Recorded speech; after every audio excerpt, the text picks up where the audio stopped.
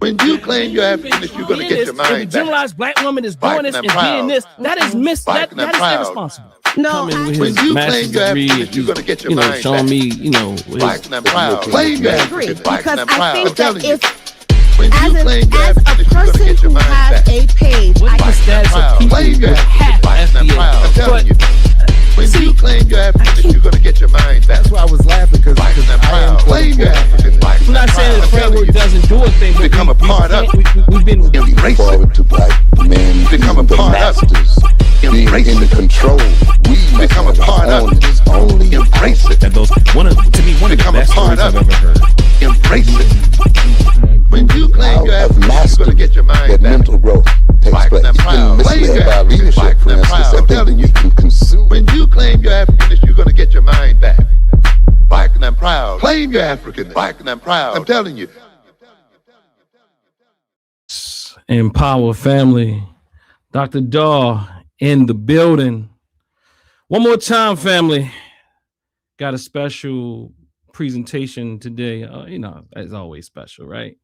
But nonetheless, I'm coming to have a conversation on Conversations with Dr. DAW. I thank you for tuning in, and please pardon me for my tardiness. It's been quite a night, just to be really honest. My presentation today kind of is on point. It's on task, but it's taking a bit of another approach, and I'll come back and I'll present it more fully in the future. And I'm going to touch on it today, and part of the reason is I'm actually lacking a bit of sleep. But today's topic, make sure you before I get into the topic, you like this video, you thumb it up, you do all the things. I want to thank everybody for joining me in the chat. I'm dealing with some technical difficulty today, but make sure you share this video and all those type of things. I want to say peace to the family, peace to let's see who's in the house as I get things right. Divine God Allah, peace. Mr. K, what it is, JG11, what it be and what it do. Let's see who else is in here. My cuz is in the building, I believe, if he's still in here, if everybody's still in here.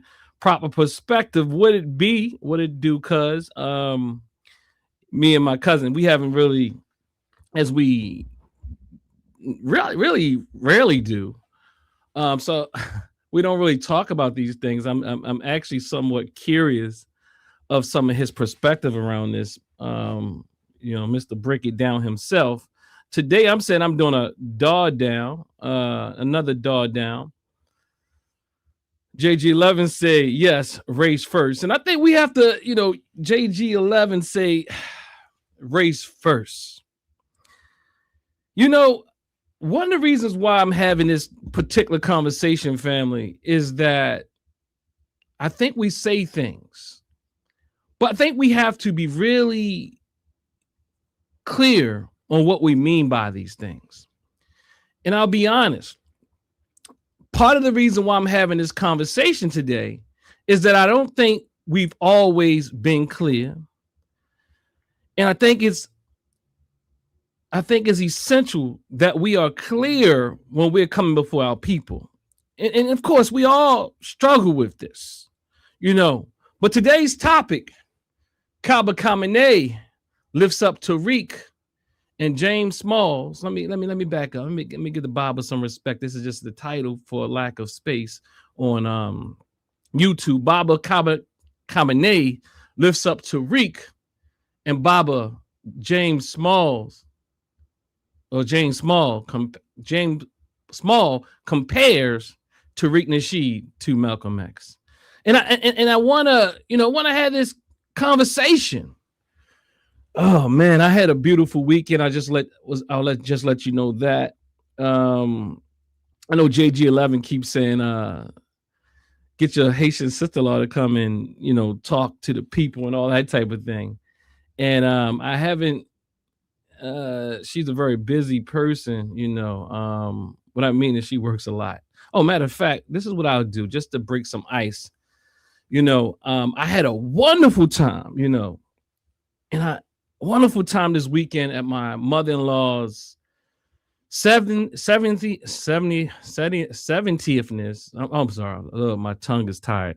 70th birthday celebration.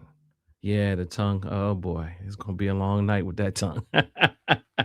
Let me get it together. Let me warm it up. Let me get myself together. Maybe I need to do some push-ups or something, some tongue flexes or something, But nonetheless, I asked my sister-in-law, a question, and I'll just click it here and let you hear. I got my own. That's what. Hey, what's going on? Where you from? You already know. From Where you Haiti. from? Haiti. You think Black Americans are dirty? No, not at all. You see that sister they got up there? Yeah, I saw Who her. are you to me? My brother. Oh, say it again, sir. My brother. All right, look. See, she been saying that forever. How long you know me? 33, 32 years. All right, there you go. You see it? Look at That's it. right. Hey. Don't spin for it. I don't want you to get in no trouble. Okay, It's a Diaspora event, right? I ain't messing with these two. They might tell me I can't put it online. They be like, I need a release. So I just wanted to have a little fun, you know what I mean? But I asked my sister-in-law, I hadn't talked to her about it prior to that. But I asked her, because she's from Haiti and she representing. I know some of that may trigger some of y'all. They get to be proud about where they from. You should be proud about your heritage as well. That's not even a question when we speak about these topics. You know what I mean? But I do think it's a very complex thing when we speak about different people and where they are in the diaspora and whether or not they're in their homeland or they're abroad or they're in another land, and whether or not it's an independent country versus a country as the one we find it. And, sometimes we make these false equivalences that just don't add up right. And I would argue that our teachers aren't doing a good job of really breaking these things down. Those with the influence aren't doing a good job. And that includes those who I'm going to be speaking about tonight. I mean, I appreciate the Babas, but I think that it's been too long, family. I'm just going to keep it a buck, man, and woman. It's been too long, family. Let me know how I'm sounding. I didn't get a chance to check my chat. But it's been too long, family, of seeing Tariq Nasheed parade around as if he is this great person because of some documentaries and some and all these type of things. I love my Haitian brothers and sisters. We all come from Africa. That's what Anthony, I think it said, McPhail says. Proper Perspective said, peace, Dr. Assault Winkler. I'm here, but I'm out of the loop with what Kaba has said recently. And let me be real clear. This is not anything recent. This is ongoing. This has been an ongoing FBA project. This has been and let's name it what it truly is, a ongoing Tariq Nasheed project. Or you might say an ongoing Tariq Nasheed protection project. And I've talked to the elders, whether or not they want to be honest. I won't call their names.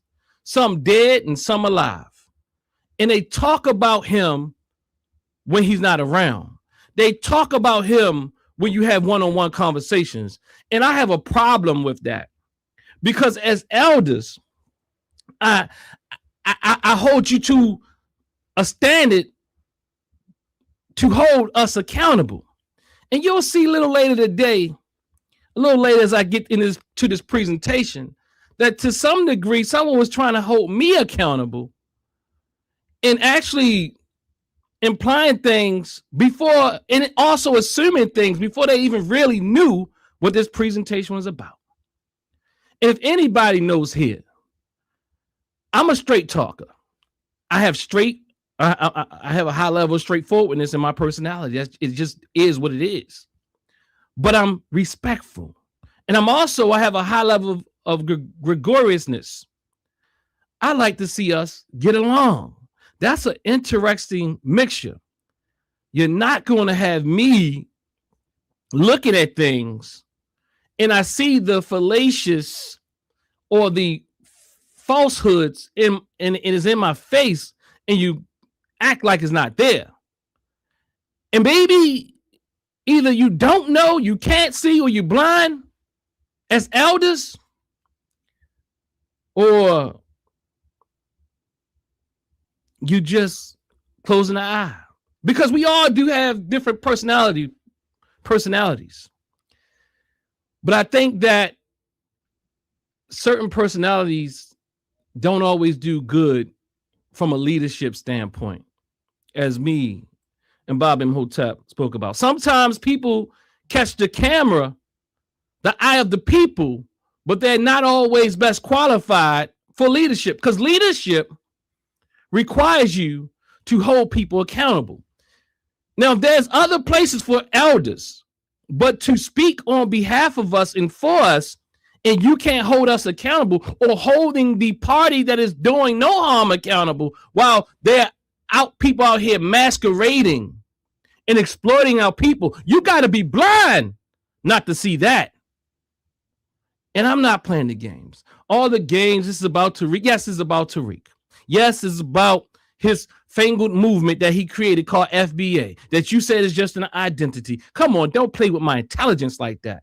And if you think somehow, look, I'm going to get into this presentation, y'all. Go ahead and like this because I don't want to go before myself. And I'm certain my dear Kaba Kamene perhaps might be watching this, or will watch this, or will get, word back. And again, I appreciate Baba Kaba. I'll just tell you, I brought him to Baltimore. I brought him to Baltimore. Did we bring Baba Smalls before? I'm not sure if I brought Baba Smalls before, but we have opened our space up via Reality Speaks for Baba Small. But I do think that it's essential to talk about there's two different approaches going on here as it pertains to holding FBA accountable. And I would argue that one of our elders, and not just FBA, but Tariq, this is really about Tariq, but Tariq is FBA, whether or not you want to really point that out or accept that. Tariq is the founder of foundational Black Americans. And his ideas and philosophies are inseparable from it. And I expect my elders to do better. And I know that at least one of them know, and he actually did take a stronger approach. And I mean, I'm saying that in Baba Small. Baba Small seemed like he was uneasy, but still trying to placate and try to get along and all this type of thing for whatever reasons. But Kaba, for the most part, Kaba Kamene, Baba Kaba Kamene, he's the world's best tap dancer. I mean, he's finesseful. He's very brilliant in finessing. And I'm not saying in a negative way. I'm saying he is eloquent. He is elegant. He is good with flowery words that sometimes you have to ask the question, what the hell did he just say? And I'm not saying because I don't understand what he just said. I'm saying because there's a certain type of personality that is more likely to avoid circumstances and avoid things. And you hear it in their talk and their tone that they avoid confrontation. They avoid conflict. They avoid reality. And I'm saying as elders, we got to do better. We got to do better. I'm not an elder. Look, let me keep it straight. I'm 47. So they are my elders. And I'm saying that to be very clear today as we go through this particular slideshow that I'm going to present today. I want to be clear that they said some things about the next generation and what the next generation should do, and the younger folk, what they should do. And I want to be clear, I am one of those people. I am one of those people who are coming behind them. I'm coming behind my father. You understand what I'm saying? I'm coming behind my father who's brought me into this movement. I know people throw a lot of numbers out, and I don't, and a lot of people's names and who feet they stood at, they sat under, and all that type of thing. Hey, I'm tired, y'all. But it doesn't matter who feet you sit at when you didn't get the lesson. When you are doing something totally different, anti what that person taught, it doesn't matter. Because obviously you didn't get the lesson. Because what we see here before us is a devolution of what they taught. Let's see what I think Mr. K, I saw something. You said Baba Smalls made some things right. Hold up. Baba Small made some things right. He got wrong. So enough respect to that. I agree with that. I definitely agree with that. It says, Dr. Dennis, did you know that Booker T. Coleman is really tight? What's that say? Tight with that brother from Harlem Liberation School. Oh yeah, I mean, he could be. I'm certain I saw that he was on his platform, and I appreciate my brother Baba Ajay Taimba. I appreciate Baba Kaba.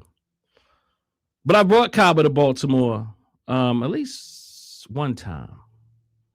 And I've also took part when I was a part of the African Village and Culture Center under the leadership of Dr. Ray Hagins, helped as the director of operations and brought him as a part of our national convention, or what we called our gathering, our annual gathering, which was also before that the annual conference. What's it called?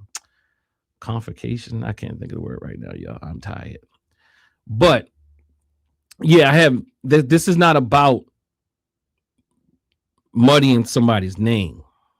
To me, again, as I will explain later, to me, this is about frameworks and ideology and what is African-centered and what is not, and what is pseudo-African-centered. What has been passed along as African-centered for too long, to some degree, it became very unpotent and laughable. We have had a devolution in what we call our leaders. I will put that out there right now.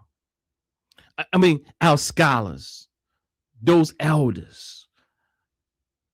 And again, I agree with you all. We can learn from everyone. We can learn something, but we then have to ask the question whether or not what they have to offer outweighs the harm that is being waged on our community. And I'm saying indirectly or directly by their not being on their square and not being the elder vanguard. And also we understand we are in a society where celebrity rules, proximity rules, capitalism rules, so it can cloud your thinking. I don't know what's happening there, but all I know is I won't make any guesstimations, but I would imagine it has something to do with these things. Or because look, we all can be susceptible to these things.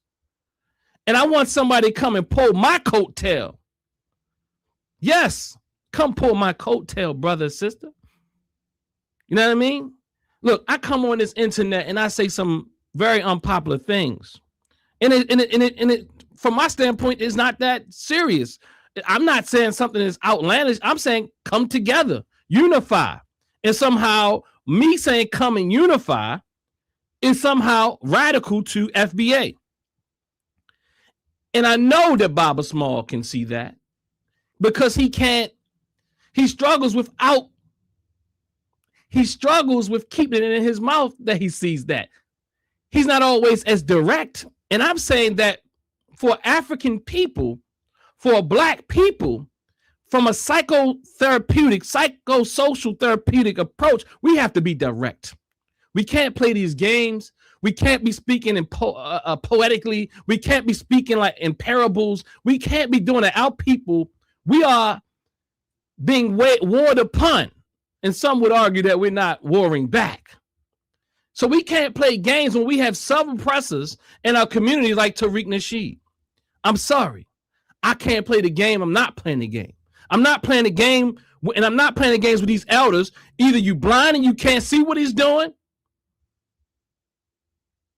and he did you wrong. He been doing you wrong. He been doing you wrong. You know what I'm saying? He's been doing you wrong. He been playing games with you.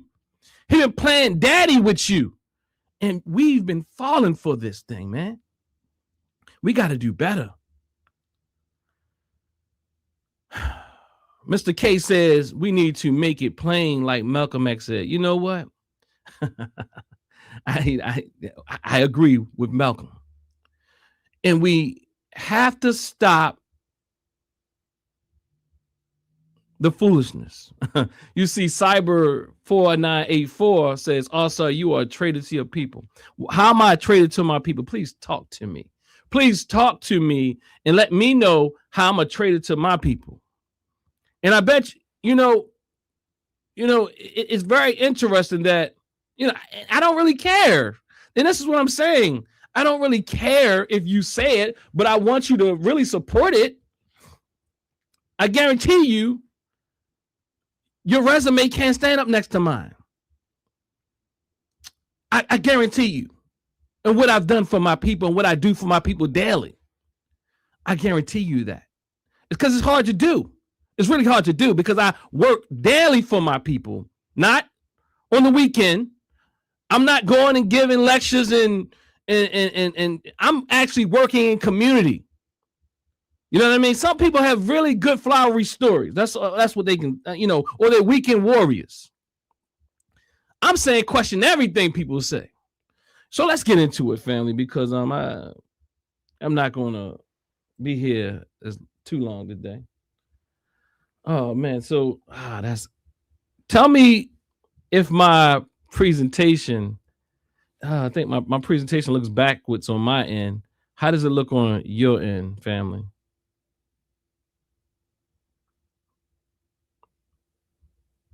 If this slide is correct, let me know on your end. Looks good, cuz. Okay, thank you very much. So I'm not going to go into the settings, and cuz if you want to come in, you can come in. I know. I mean, I'm not asking you to be accomplice to me though.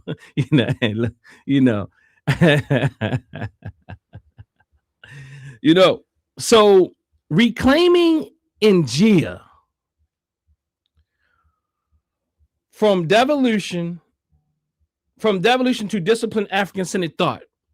I am arguing. I was supposed to do a presentation not too long ago that included people like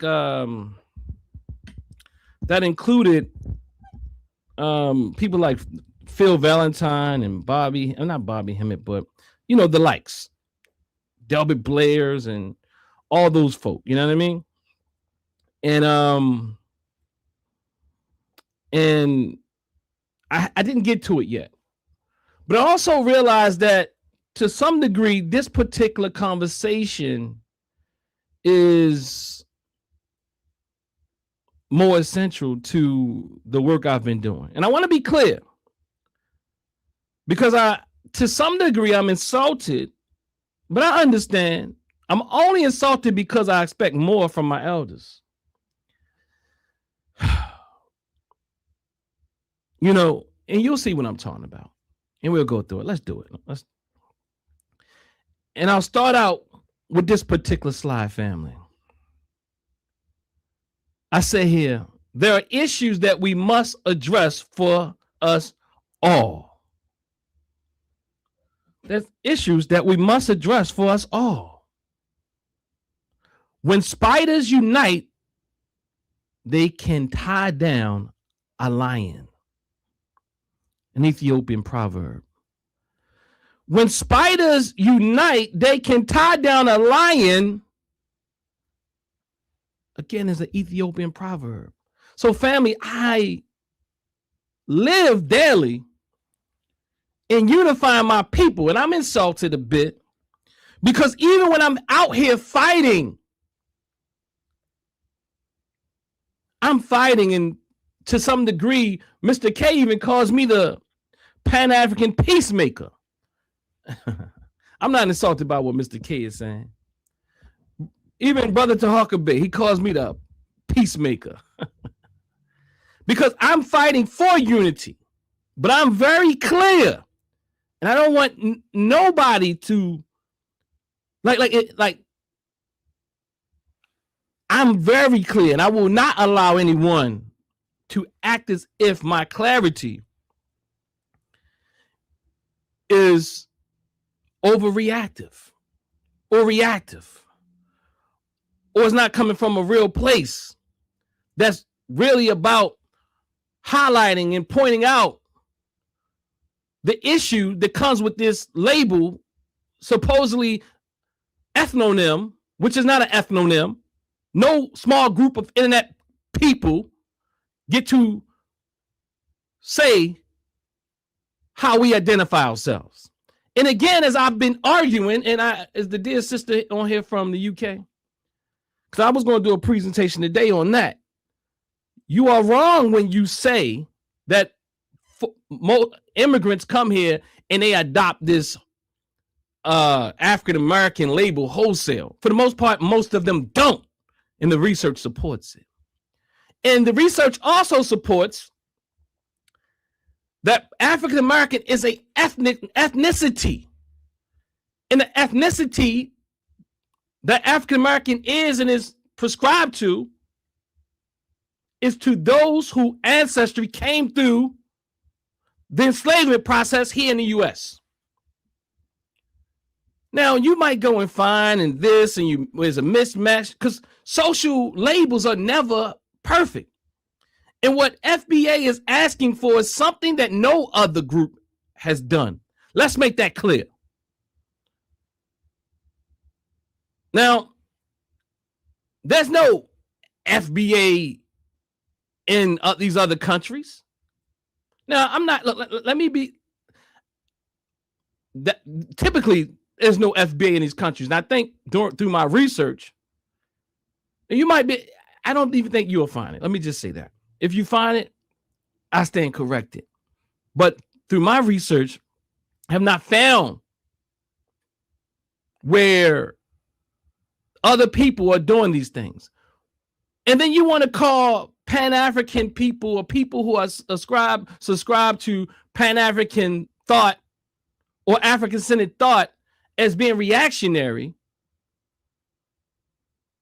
I question that. When you can call out Pan-Africanists, but dilly-dally and pussyfoot around FBA and its messes causing our community. FBA is too new to have so many people who are highlighting the issues with this particular cult. And you acting like it's just a lineage, which that doesn't even make sense. Identity label, I think I could help you. I think I could help you flesh this out. FBA, if I would have no problem with FBA, I'm being very genuine. I would have no problem with FBA if it was legit. I would have no problem with FBA if it wasn't another scheme by Tariq Nasheed and then in his cronies. Because you have sub Tariqs. It's so crazy that And I'm asking whether or not my elders see this, and I know they see it, and I know people have told them about it.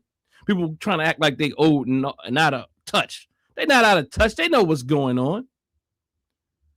People always come to them. They know what's going on. They know exactly what's going on, family. So again, my statement of purpose. I say, welcome to Conversations with Dr. DAW, a space dedicated to the healing and liberation of our people through Pan African,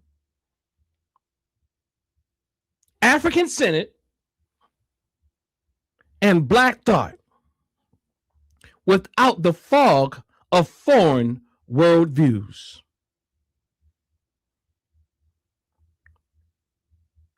Without the fog of foreign worldviews, theories, or practices, here we explore the frameworks, the paradigms and traditions that truly move our people forward, and we rigorously challenge those that it only pretend to.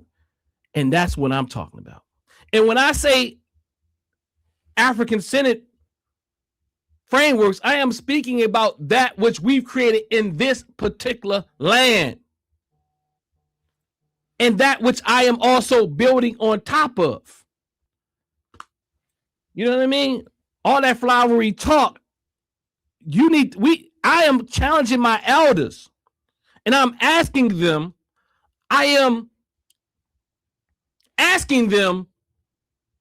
to be more accountable. Stop turning a blind eye, because many of us are looking for guidance from you. And you are turning a blind eye to what's really going on. And I know you know what's going on, because I've talked to you. I've talked to your colleagues, dead and alive. I know you know that Tariq is full of shit, as one of the elders told me. Transition. I know you know this. And I've been thinking about this for the last over a decade. I've been really being quiet. Like, what do we do? And not quiet in the sense where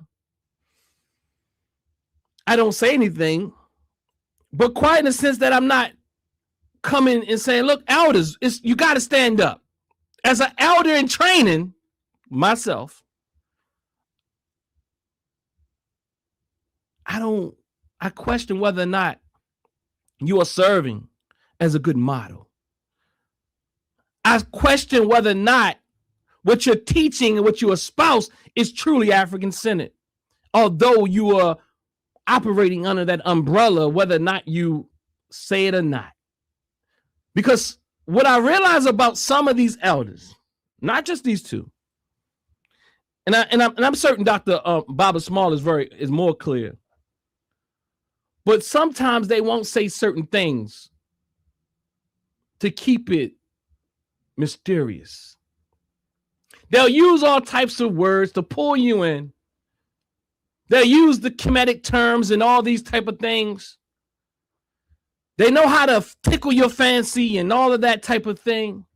But bro and sis, lots of times they ain't say nothing. They really didn't say much. It's more like you could have you could have gotten a fortune cookie and got something even more profound.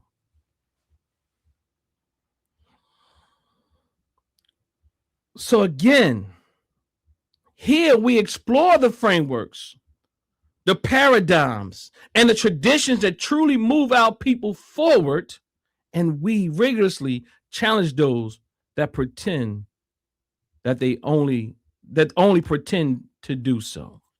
So again, Njia, what is Njia theory? It's a theory, it's an African-centered theory. I will call it out, a African-centered theory created by African American people. And this particular theory is created as a compilation of all the people I've come in contact. even these two elders. It's not only about these elders, it's about the elders in general. It's not only about these two, because there's some who gone on who told me again that he's full of shit.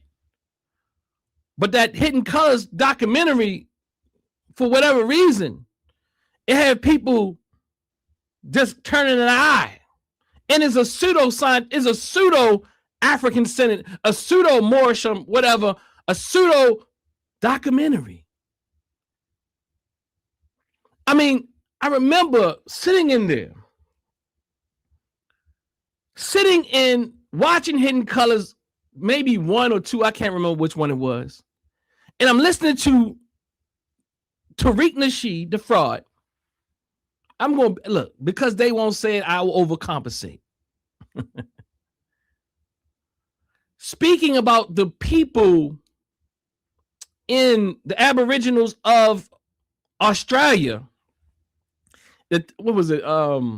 As if they were an extinct group, which he got that information from Baba Renoko Rashidi, rest in power.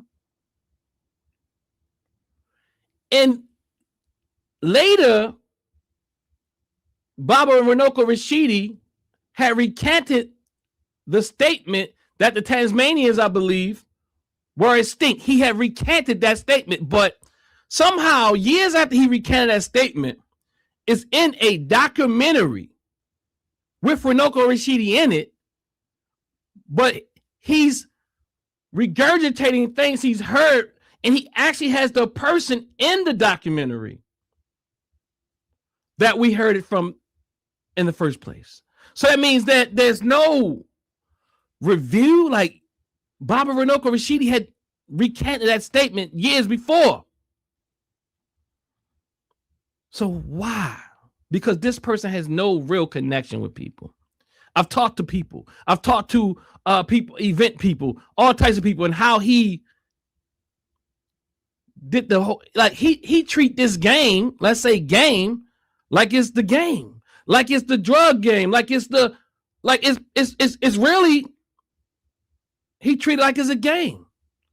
He operates as a capitalist.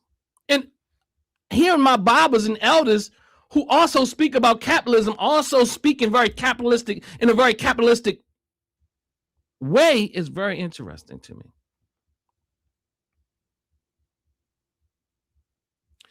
And yes, Walter Travis says, capturing the attention of the masses, he is persuasive and powerful. I'm assuming he's talking about Tariq Nasheed. I'm thinking he's talking about Tariq Nasheed. And that is true. There's power there. He's a sub-oppressor in my book. He's a capitalistic opportunistic, fraudulent, I want to say fraudulentistic person. As they would say, Stevie could see that.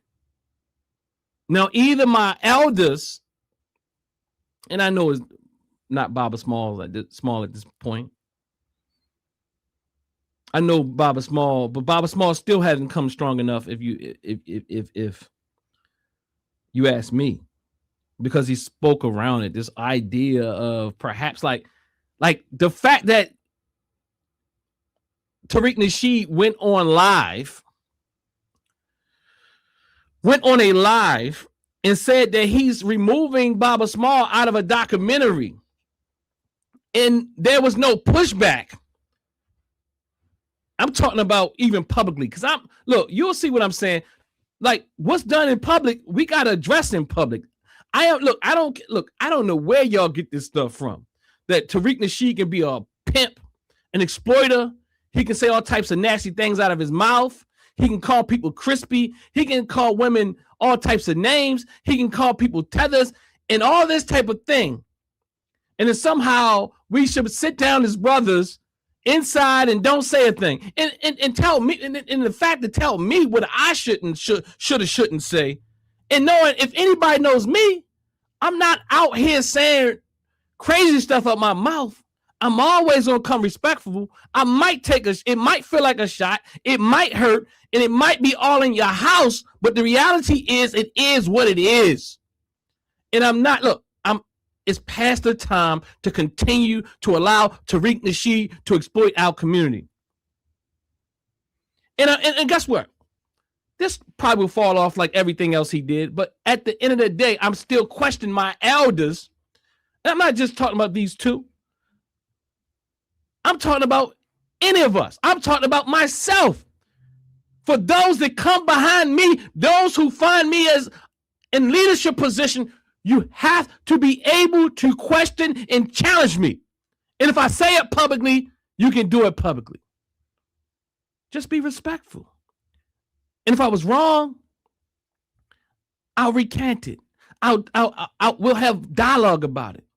But guess what? I don't even need you to agree with me fully. But I do think that sometimes even our elders who speak from these African-centered frameworks, I'm not talking, especially, not exclusive to these two. And I'm not even saying these two. But many of us, not just the elders, many of us operate as individuals and very individualistic, although we're claiming to be African-centered. We're claiming to be from collectivist cultures. We talk a good game, but I don't see it in practice. I see that we're trying to be celebrities. We're trying to be celebrities. Maybe we're trying to be celebrities so we can pay our bills or whatever it is, whatever your need and whatever it is fulfilling for you to overlook and look past Tariq. I don't know what it is. And I can give you a pass for doing it. I can give you a pass to get on and get in and get on. But to continue to operate in it, I have to start questioning you. Whether or not you are capable and qualified even, or are you just not, you don't have the ability to confront and do what elders need to do. Yeah, I was consecrated as a makaru, meaning truth speaker. And now you want to take away my voice to speak? You want to say, no. What's done in the public, the harm that's done in the public needs to be fixed in the public. In fact, it's not even that simple because the harm is perpetual. We talked about the Mayafa never ending and being an ongoing process. What Tariq does is ongoing. And if you can't see that, I question your ability to see. I question your ability to actually apply all that African or Kemetic stuff that you teach to apply to your life. I question it. If you can't see it, as a Makaru, I was told to be a truth speaker for my people. Not a popular speaker, but a truth speaker. And guess what? It's all in love. It's all in love. No, it ain't no rules about, I'm not in the street, bro, sis. I mean, Baba, elder, I'm not in the street. Like, this ain't that code don't work. What goes on in this house stays in this house. That don't work. That's very, no. In fact, don't even say that to me because I'm just coming with a strong critique, and it's been due for over a decade now. And then we lift people up. Oh, this person did this and they pay for this person's funeral. You have to understand that philanthropy is a trick. It is a game. It is a weapon that weaponizes the things that weaponizes what I've done so that you can fall victim to me. My philanthropic, not mine, but what we call this system, the white man, there's game. There's game. There's rules to the game. And Tariq Nasheed plays by those rules and those standards. And we lift it up like it's okay. We talk all this talk. A man with no relationships. I mean, look, I'm not even going to start to talk about the things I've heard about what's going down behind closed doors. I'm talking about what's on the surface. What's on the surface is indicative that something else is going on inside of this person. How do you tell me not to come before the people and to discuss things in a respectful manner with a real critique? But we allow Tariq Nasheed, without talking to Baba Small, to say, I ain't gonna have him in my documentary like that. Because he disagreed. And in fact, it was a very passive approach. Look, we have to be strong and talk stronger. I'm saying, look, if the elders ain't gonna do it, they gotta give some other people, elders may have permission to speak. They have to give other people who would do it permission. But to be silent about it is problematic. Just because Baba Small in an indirect way says that he think that's COINTELPRO perhaps going on. In fact, that was going on inside of this FBA movement. Now everybody up and all. But the reality is this. I think that was a indirect, and he avoided the reality that Tariq is the problem. So instead of directly challenging Tariq, he says, well, there seems to be some COINTELness going on. In fact, some people took that out of, like, if you listen to that, what he's saying is that it's not Tariq, it's what's going on. There's some plants, like there's all types of ways to kind of assess that. It's not direct. But nonetheless, to kick this brother out and to drag his name across in the things I've heard people say, but tell me that I should keep things in-house. And you all across the internet. You are across the internet saying all types of foolish things. Pardon. I'm talking about Baba Kaba now. You are saying all types of pseudo-scientific things. And this is intellectual.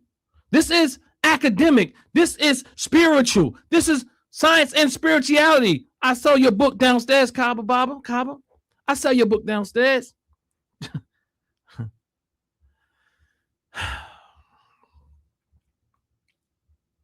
Yeah, I mean, to tell me things need to stay in house when you over here parading for Tariq Nasheed. When every time I see Tariq Nasheed exploiting you by taking pictures and you become a form of validation for him because you, quote unquote, have some Pan African sentiment. But again, as I've clearly outlined in several presentations, and I'll do a little bit of that today if I get time, that FBA is anti-Pan African. You can question and you can debate whether or not it is anti-African or anti-immigrant or what have you to some degree. It's not really, you don't really have it's not really all that strong of an argument, but it's a stronger argument. But to say it's not anti-Pan Africanist means that you are making up your own definition when the person who created the word, the term, and the ideology behind it says something different. I'll show you there's contradictions going on here, family. So again, let's get to it. Njia, the way. Njia theory is a theory that I've created off of who I first heard of it from is from Baba Dr. Asante, Malefi Kiti Asante. And so in Njia the Way, the collective historically grounded expression of African-centered worldview. It centers African people as subjects, not objects. When we say African people, that is inclusive of all African people and African Americans. FBA does nothing in a real significant sense that African American doesn't already do. See, I think that we struggle with nuance and context and the reality that why are we crying because a Jamaican person got their flag in their car? And then you literally on platforms with people crying, they got flags and we. Yo, there's so many reasons why they got a flag, why they are proud of their flag. And there's many reasons why those of us who identify as African American might not be as proud of the American flag. We just have to make that clear. I don't think our teachers are teaching clearly because they are loose and there's a lack of discipline in their approach. I'm not talking about those who came before them. There has been a devolution in African-centered thought. There has been a devolution from the Dr. Clarks and Diops and Benz and so on and so forth. And I'm not saying I agree with everything with them either, but there's definitely been a devolution and a lack of scholarship. They've taken it and diluted it and connected it with all types of new age stuff. So again, what Njia theory is built on African epistemology, cosmology, and praxis, not Eurocentric frames. So Njia philosophy, theory, and counseling models. Njia is pronounced, as you see here, is a key Swahili term meaning path, way, or method of walking, refers to a disciplined journey towards alignment, clarity, and restoration. This is my theory, philosophy, and counseling model. And this is how I conceptualize what's going on even in society. So again, grounded in African cosmology, where healing is understood as a return to balance. So again, cosmology, it is understood as a return to balance. And the fact that someone will ask me, my goal is healing, whether or not it feels comfortable to you or not. If you are a social media person and you're doing things on social media, you better expect that people are going to speak to you on social media.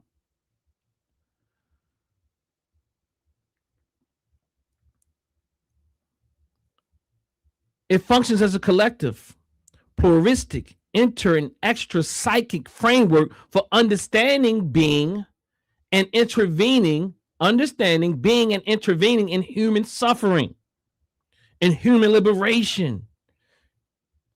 It centers spirit, culture, history, community, and psychology as inseparable dimensions of healing and liberation. Yeah. This is what I'm talking about. This is what I mean. This is what I'm working on. This is as a result of even the work of, I've been influenced and impacted by these Babas even, and the mamas, and especially people like Mama Remember I Need, Baba Amos Wilson,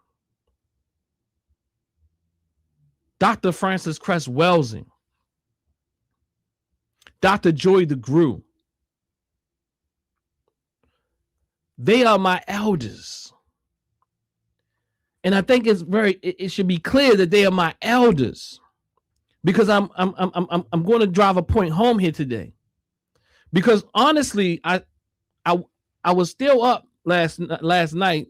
Then I got this response to my post that I tagged Kaba Kamene in, because I'm not, look, when I'm doing something, I'm not hiding. I'm not that person. You know what I mean? I'm not that person. I'm not hiding.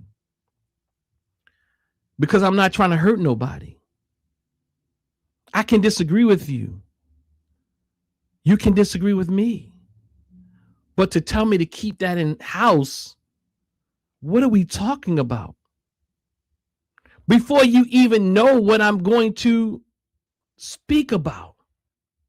Well, I get it. We talking about the whole idea of this old idea about Kaba Kamene lifts up Tariq and Baba Smalls compares Tariq to Malcolm X. It's a fact. It was done in public. It happened. I mean, and I don't, and I'm looking at it a bit differently, and I'll get to it. But again, getting back to the Njia philosophy, theory, and counseling model, it's sent to spirit, culture, history, community, and psychology as inseparable dimensions of healing and liberation. The problem that Njia responds to. Listen here, and listen closely, y'all. Njia responds to fragmented healing models. In other words, individualized, depoliticized, and ahistorical. I think that's essential to talk about, because a lot of times, a lot of these African-centered, so-called pseudo-scientific, Afrocentric models that a lot of us are practicing that lack a lot of discipline, they don't deal with this from a political standpoint. I would argue that many of the people who can't see Tariq is looking at this from an apolitical standpoint, because Tariq is a servant to the enemy. Tariq is a sub-oppressor. Tariq is a capitalist. Tariq gets you to fund his documentaries. He sells them back to you. I mean, what kind of, that's a genius. I don't even know how genius it is. It's pimping. You fund it and then he sells it back to you. As my brother T. Bay says, at some point you do the Kickstarter, you make the money, and then you continue with future works. Why every time does this man have to go and do a Kickstarter and then sell it back to you? What is this fundraising, a donation? Umar ain't got nothing on this brother, man.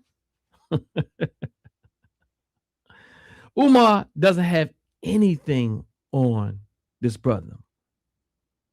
So again, Njia responds to the problem, fragmented healing models, the ones that we currently see in Western society, overcorrections to oppression that become anti-cultural and anti-structure. And also and when I was saying overcorrection, I would say FBA is a Eurocentric model. It is a right white wing model. It is a mimic.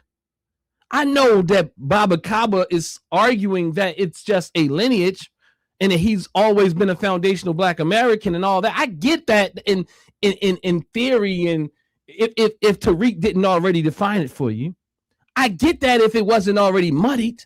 I get that, and maybe you mean well, but I don't know, Baba. You're missing this one, Baba.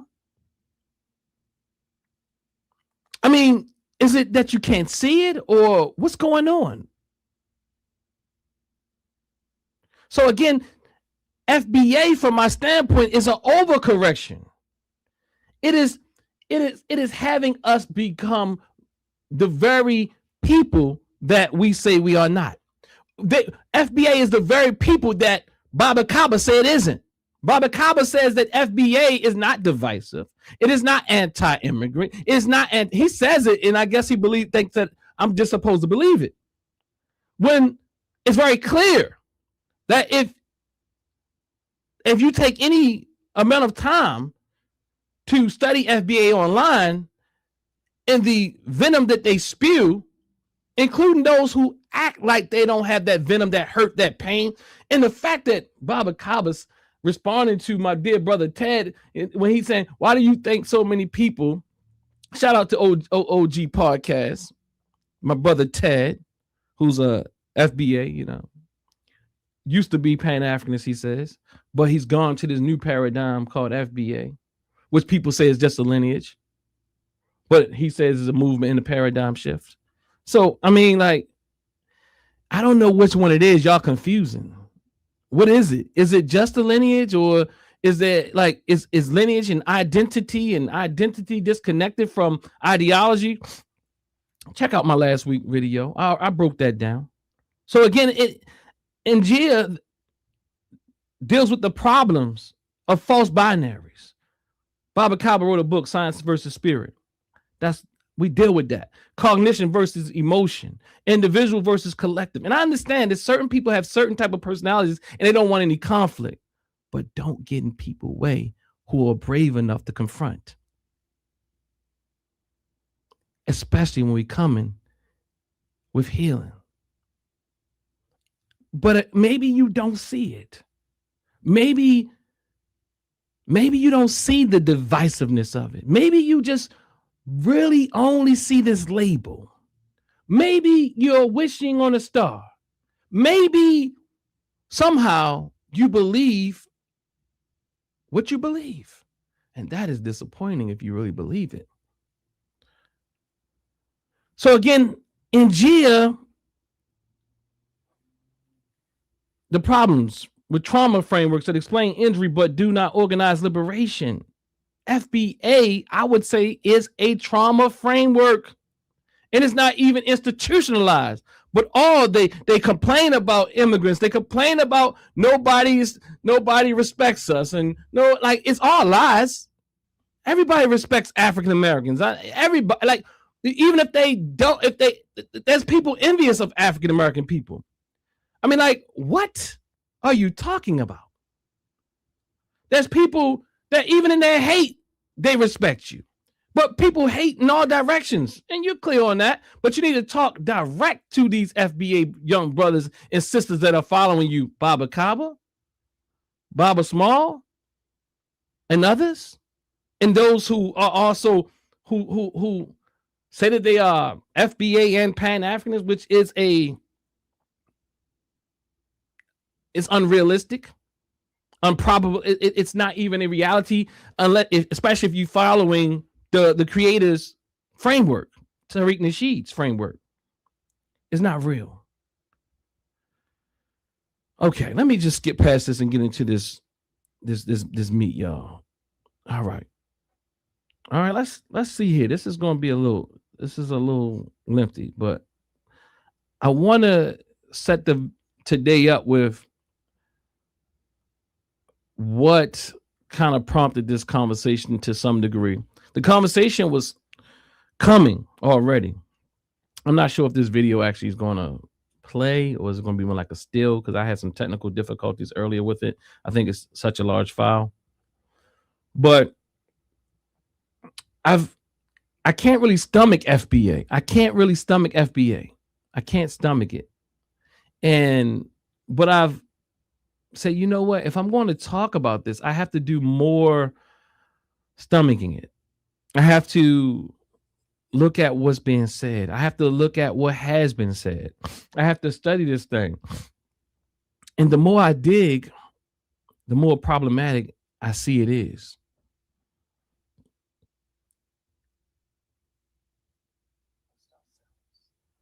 We have to stop talking to each other the way we've been talking to each other.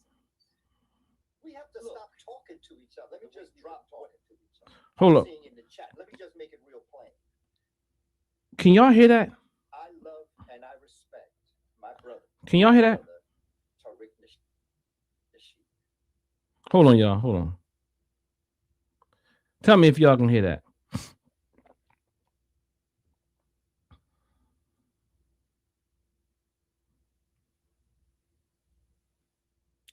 I hear. Okay. Is it clear? Okay, I'm not playing it now, but I'm gonna push play again. Look, let me just drop what I'm seeing in the chat. Let me just make it real plain. I love and I respect my brother, Tariq Nasheed. Tariq does things the way Tariq does things. Okay, let's make it plain. Tupac once said that in the cracks of the cement that suffocated nature will rise a flower. You don't curse the flower for the way it is. You bless the flower for being strong enough to come back despite the cement that crushed it. We all have a story. I have a story. I have his story. Okay, I ain't writing my autobiography until I don't care what people think about me. We all have a story. Tariq Nasheed does Tariq the way Tariq does it. And if he didn't do it the way he did it, Hidden Colors wouldn't exist. Absolutely. If he didn't do it the way he did, no matter, and guess what? Whatever money he make, he deserves. He's the one that had to go around the country interviewing people. He's the one that went around the world taking pictures. He deserves every penny he get. That's what our brother meant when he said in 444, I'm a business man. I'm a business man. Tariq is doing business in culture. And no matter how different he may present himself from me, I still love, respect him, and my strength in my brotherhood towards him is that I may not say it. The same thing with Dr. Khaled. When I used to talk to Dr. Khaled used to say, man, I don't talk to people like you talk. Let me see. I hear y'all saying the volume is low. Is that everybody? For some reason, I told you I was having some technical difficulties. And I know some people's volume is a little lower than others at times, but this is the setup, right? And I guess somebody in the chat is speaking about Tariq Nasheed. And I guess Baba Kaba felt the need to intervene in that regard. And that right there, he can do that. You know what I mean? Let me see if I can I'm trying to fix my y'all can probably see it. I'm trying to fix the volume. MacBook Air, microphone, virtual. Okay. Let's see if that works. Tell me if this helps. But I'm gonna let me see here. I'm gonna so that's that, right? He says Tariq Nasheed does things the way that Tariq Nasheed does it.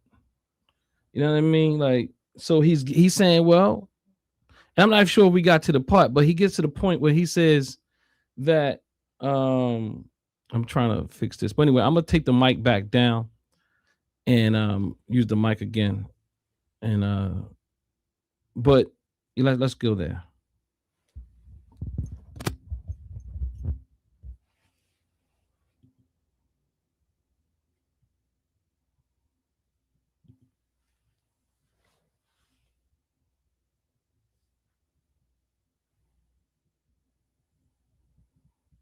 Oh man.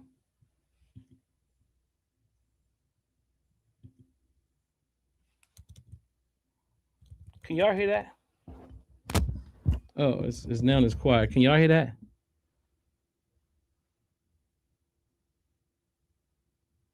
Tell me if y'all can hear that.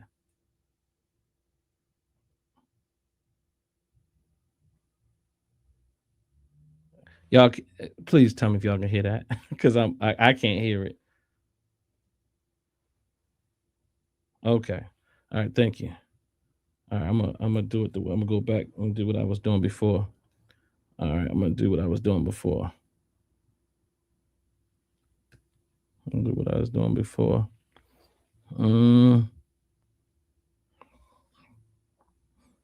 Okay. All right. Okay. So that. All right. Output. MacBook speakers. Okay. Yeah. I had some tech issues today.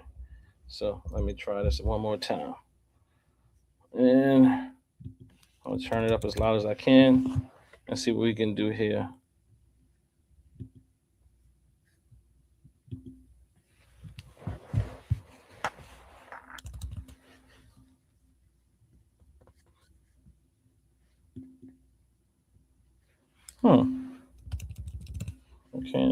I still can't hear it.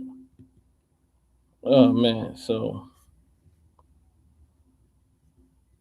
pardon y'all. Okay, that's going that should fix it though. Look, let me just drop what I'm seeing in the chat. Let me just make it real plain. I love and I respect my brother, Tariq Nasheed. Tariq does things the way Tariq does things. Okay, let's make it plain. Tupac once said that in the cracks of the cement that suffocated nature will rise a flower. You don't curse the flower for the way it is. You bless the flower for being strong enough to come back despite the cement that crushed it. We all have a story. I have a story. I have his story. Okay, I ain't writing my autobiography until I don't care what people think about me. We all have a story. Tariq Nasheed does Tariq the way Tariq does it. And if he didn't do it the way he did it, Hidden Colors wouldn't exist. Absolutely. If he didn't do it the way he did, no matter, and guess what? Whatever money he make, he deserves. He's the one that had to go around the country interviewing people. He's the one that went around the world taking pictures. He deserves every penny he get. That's what our brother meant when he said in 444, I'm a business man. I'm a business man. Tariq is doing business in culture. And no matter how different he may present himself from me, I still love, respect him, and my strength in my brotherhood towards him is that I may not say it. The same thing with Dr. Khaled. When I used to talk to Dr. Khaled used to say, man, I don't talk to people like you talk to them. And I used to say, well, you know, brother, Dr. Khaled, I don't talk to people the way you talk to them. But I realize your place in our world. And folk need to hear you, brother. And they need to hear me. It's not about one, it's about all of us. And I thank anyone that is doing anything for Black people. And Tariq Nasheed has been on point, pointing out certain people, saying things the way he says it, to keep people on point. And I say to us, let us understand each other. And let us understand that I don't say it the way people say it. But I certainly can respect any Black man or Black woman doing something for our people and the way that you do it. We must mend our broken hearts. I heard my brother James, you were talking earlier about the fractured culture, and there was another term that Dr. Wade Nobles used in terms of shattered consciousness and broken Black identity. There we go. Okay, we suffer from that by matter of degree. All of us do. We hurt. all of us hurt. And I just don't want to be another reason why I hurt another Black person. And if I got something to say, I'm going to talk to you from my mouth to your ear. And it becomes important that we move forward with this conversation. This is a phenomenal conversation. The honor and respect that I have to my elder brother, James. I mean, I have learned so much. To my brother, Chase. Brother, what you dropping with the young people, what you're saying is how our young people feel. We cannot, as elders, get upset with when we hear our young people speak. And without someone like you being their microphone, we wouldn't hear it. The things that you've talked to me about have sharpened my view towards this generation's young people. And when we all go before the creator of all at our judgment scene, it's going to be our heart that's put on the scale against the feather of Ma'at. And what's your heart? What do you really mean? What do you really want to do in life? Who are you? What's your divine purpose? We're each born with a Judas and a Messiah. Judas is born to make sure you never reach your divine purpose, and the Messiah is born to make sure Judas fails. I like that. Judas falls 9 times, but the Messiah rises 10. You keep on keeping on, because it ain't over to you. Let me say, if you may, brother, something to Brother Chase. Because I would be hard on you, but you don't deserve hard. When you're the son, and that's what you are. See, those who come with new ideas, new realities, new perspective, is shining, we call that shining a light on something. Mm-hmm. That makes you the sun, and it makes the rest of us the moon, because our job is to reflect that light when it's shown. That's a metaphor. Don't let anybody make you, in the midst of being the sun, become the moon and reflect their negativity when you've come to shine your positivity. You understand? Yes, sir. There's a power. Father Kaba just talked about the heart. We think sometimes it's a metaphor that the ancestors said the heart is weighed against the feather of truth. But guess what? I've had a heart attack. I'm called ventricular tachycardia. Takes your ass out of your like that. Because they can't revive you except with electricity, right? So I had to study the heart. Because I'm saying I ain't going down under all this medicine. You know what they try to do, give me all that medication. After about 2 weeks, I said, no. This is between me and the universe. And if it takes me, it takes me. I'm going to learn to work with my heart. And then in all of the studies, you know what I learned? The one organ in the human body that records every experience from the minutest thought to the most catastrophic thing is the human heart. It has the total memory of you as a being. So the ancestors knew exactly what they were talking about. You understand me? Mm-hmm. Your power that we call spirituality, that power is being the divine no matter what come at you. Because nothing can override the divine. Mm-hmm. The time had to come for that flag. Like I said, I've been trying to say this for 30 years. Me, Mother Moore, been trying to say it, not in opposition to anybody or against anybody. We were trying to explain how do we do something to help this group be somebody, because one of the weak links in the Pan African chain is the lack of consciousness as regards identity in the foundational Black American community. A community that should be one of the strongest in the world in the Pan African chain becomes weak because it has never really defined itself as a part of the chain. You understand what I'm saying? Yes, sir. You had to happen the foundation of Black community grouping that identify yourself had to happen. It's time. But what you have to learn, and Baba was talking about that thing about the women that Infidel was talking about, you know, in the pyramid text, which I know you're very familiar with, Baba. At the end, when Amun Ra is finishing his dissertation, he says, and I came from my mother, Nun, meaning all that I am, all that I've created, all that I've imbued into what I've created is a result of my coming out of the primordial waters on my mother. Liquid matter, if we want to go there with quantum physics. But you're me, you're Kaba, you're John Clark, you're Dr. Ben, you're Shashi, you understand? You're McIntyre, you're Francis Wellington. Know that.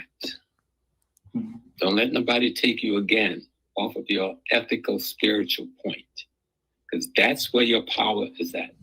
And the gift that you brought to the people's understanding will be better received when you can smile when someone tries to knock that gift out of your hand.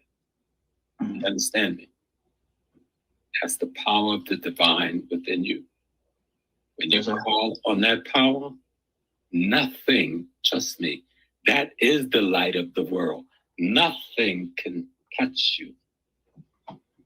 And to my brother, Tariq, yeah, I'm mad at you because I called you and you ain't called me back. I sent 2 phone calls, you know, so we could talk, so I could let you know I got you back. Because everything that Brother Kaba said, you know, we love Malcolm.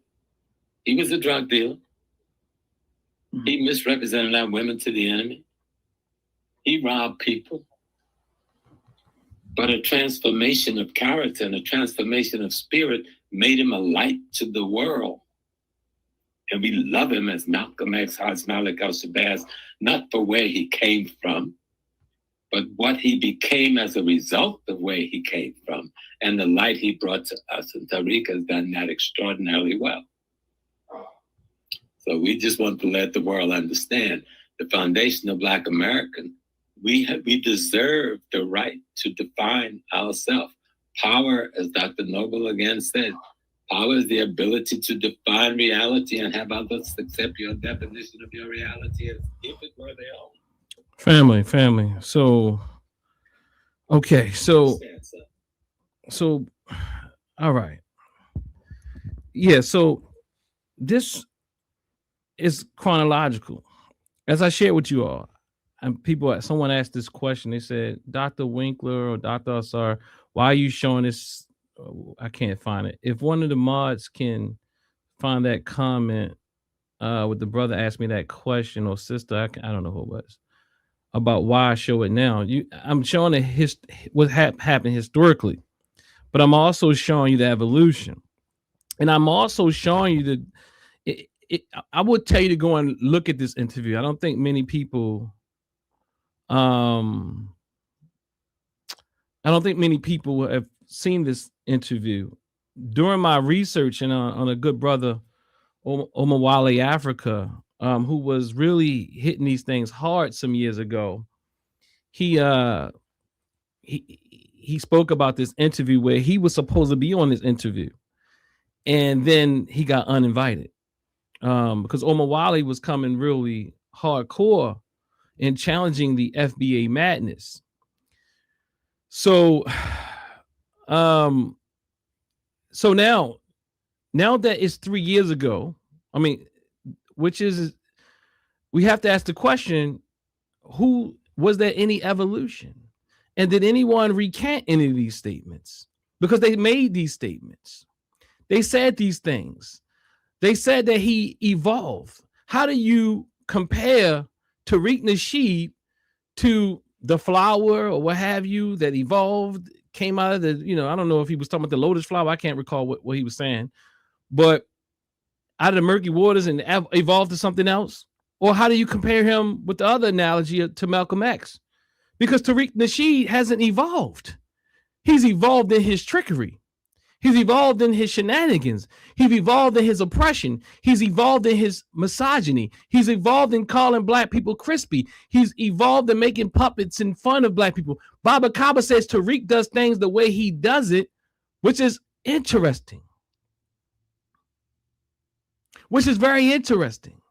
Tariq does things the way that he does it, but then question me, as you will see. So I put out the post yesterday, just letting people know that I was going to be on, and I was going to be discussing this topic. And I, of course, as you can see here, I tagged Kaba Kamene, because literally, if I had to be frank, this is more about Kaba than it is Baba Small. This is more because I've heard Baba Small, maybe directly or indirectly, kind of don't want to cause no struggles, but then also say some things. You know, I heard Baba Small kind of titter-tatter with it. But what I hear from Baba Kaba is this. You heard it, like people have a problem with Tariq, and he goes on this thing about how he's an evolved person. Everybody has a past. And then Baba Small at this point took the alley hoop and said, well, you know, Detroit Red evolved to Malcolm X. And so what I'm saying is these type of statements that are said when we know that Tariq is not that person. But even if he has evolved, no one has come out and spoke about Tariq. I'm talking about elders. Publicly, they may have said something behind the scene, but you have to say things because Tariq is doing all types of madness in public. And I would say that Baba Small has gotten to some degree, but to act like this man has evolved and he's Quranic in our community is problematic. Not on my watch. You can't, no, not on my watch. And then I put out a post yesterday that talks about this Malcolm X comparison. Initially, I was listening to it in double speed, and I thought it was Kaba. But then it was Baba Small, so I had to repost it and change it and make it more accurate because I thought it was Baba Kaba said it because I was listening in 2x speed or what have you. So I changed the post, but I said that Baba Kaba and Baba Small have made this. Baba Call uplifts Tariq, while Baba Small compares him to Malcolm. In other words, it's not about Malcolm per se. I'm not caught on the Malcolm comparison. I'm caught on the evolution. Not that he has to be as good as Malcolm or if he's as that type. I'm not talking about his ideology per se. I'm not leaving that out either. But I'm saying even as an evolved product, Tariq is not that. Tariq is Quranic. He's problematic.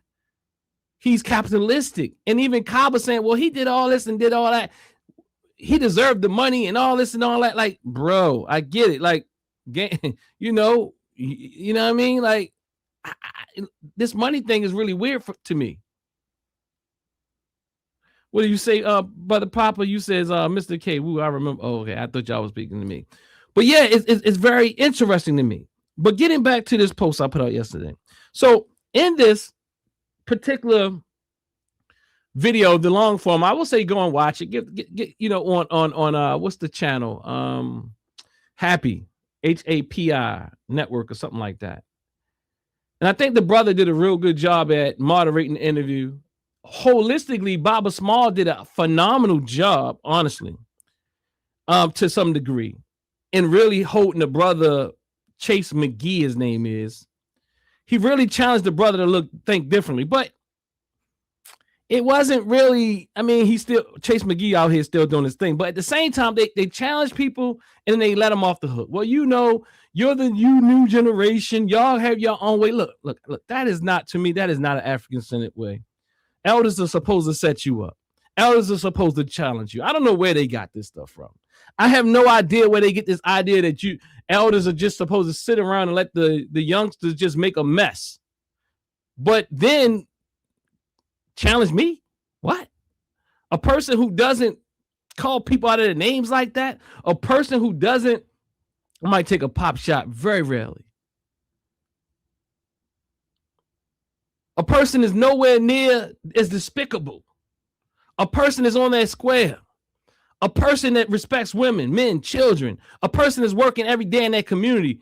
But to lift Tariq Nasheed up, that's why this changed. That's why it changed. Let me read. Let me get to it. So I put this post out yesterday about this, what I saw.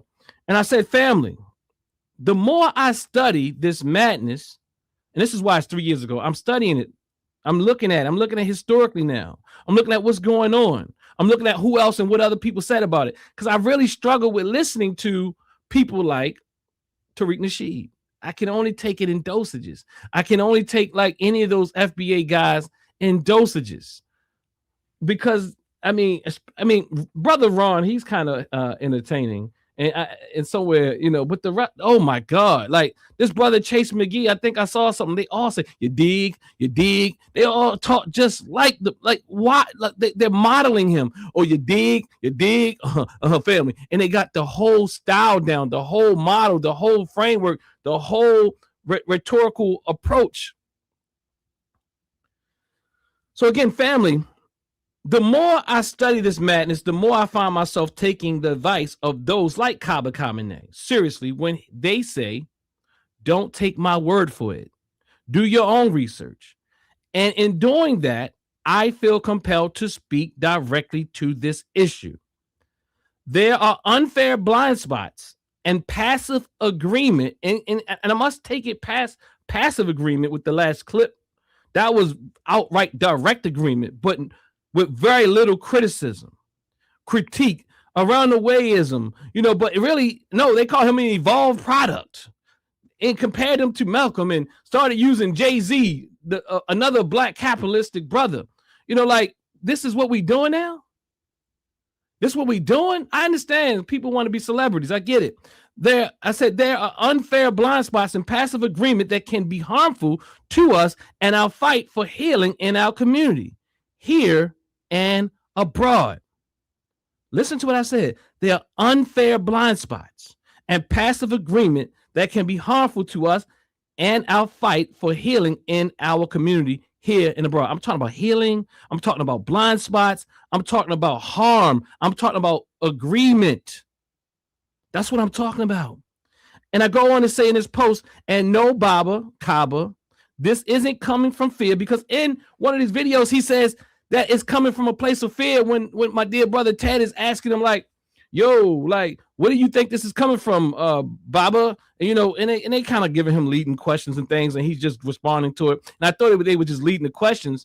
But even after they stopped leading the questions, even when they gave him room to explore FBA from his own optic and his own perspective and framework, he really was supporting this whole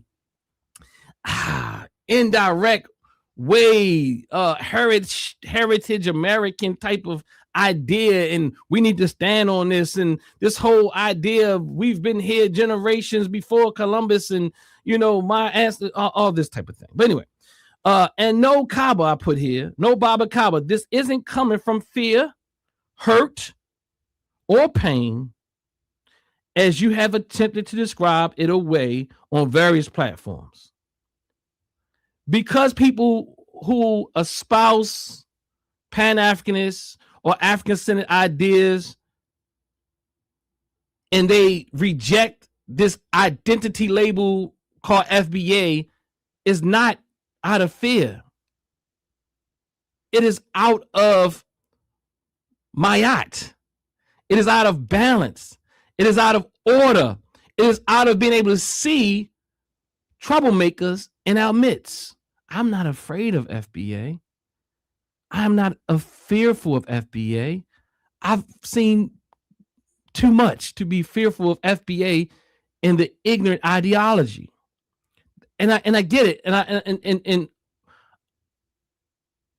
don't want to hurt anyone because they really espouse this ideology and it really is meaningful to them. And those who say it's a lineage, but it's not a lineage, it's a whole ideology. And that's why I keep saying it's an ideology. And I'll show you more why I'm saying that. And no, Kaba, again, this isn't coming from fear, hurt, or pain, as you have attempted to describe it away on various platforms. This is coming from clarity.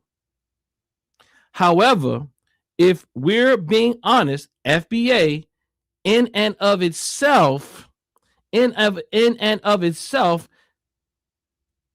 is a movement rooted in fear, hurt, and pain, led by someone who has been deceptive to our community. This is the post. This is the post I put out yesterday. This morning, this is what I wake up to. I wake up to Baba Kaba saying, you know, Baba Kaba's been very respectful to me. And I have to be clear about that. And I don't have any real, I'm disappointed. Let me say that. I'm disappointed. And maybe I shouldn't be disappointed because maybe I can't expect more. Because, you know, we all have our ways of looking at the world. And perhaps, although I can clearly articulate that this is anti-African and definitely anti-Pan Africanist, and he wants to act as if it isn't, and if it's not anti this and anti that, which is diabolical. You know, I mean, he can choose to stay in his, he can choose to look past what's really going on. But this is what he says, and this is where it gets a little interesting, why I was highlighting some of the things earlier. Baba Kaba says, peace to my beloved family. I'm waiting to see how all this madness will turn out. How did I get drawn into this mayhem? Come on now, Baba. I know that's not a real question. I know that can't be a genuine question. I mean, maybe it is. I mean, like, for real? I mean, we see how Tariq parades you around. Maybe it's willingly. Maybe you can't see it. Maybe you can't see that in all those, in other people who, you see, people would say, well, how could it be anti-Pan-Africanist if they got Pan-Africanists on the panel? That's like saying I don't have a problem with being racist because I hire black people. I said that last week. I hire good old niggers.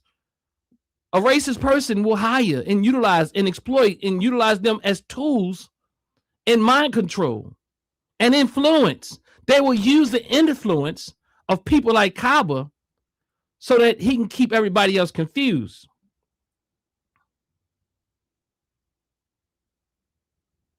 So I'm trying to look at what's in this chat, but let me just keep going. But he goes on to say, oh, so let me listen to this. How did I get drawn into this mayhem? I have my thoughts, he says. I would love to hear what those thoughts are. But after this has been laid out, I look forward to hearing from you.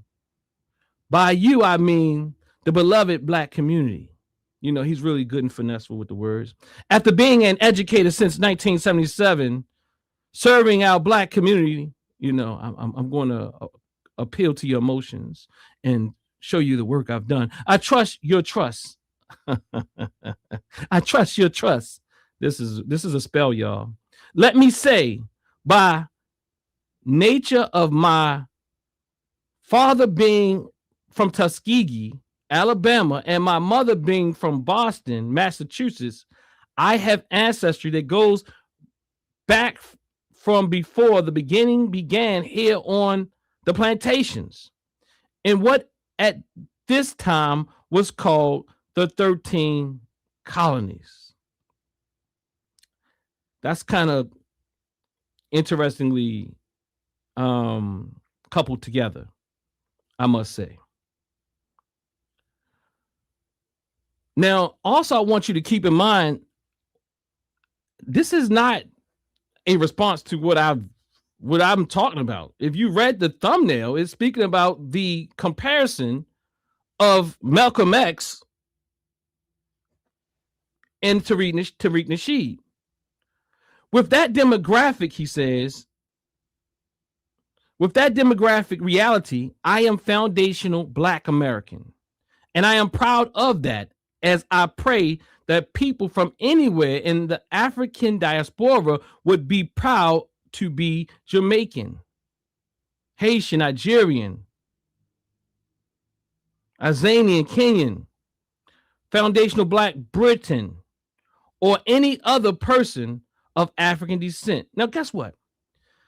If FBA was speaking like Baba Kaba speaks in that sense, we wouldn't have a problem. If FBA was speaking like Baba Kaba speaks, there would be no problem. But Kaba has to realize he's not the creator of FBA. He's not the father of FBA.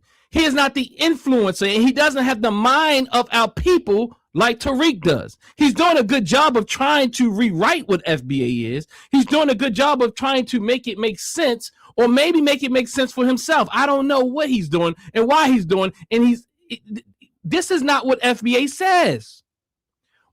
And why would you choose FBA? Why are you not ADOS? Why are you not,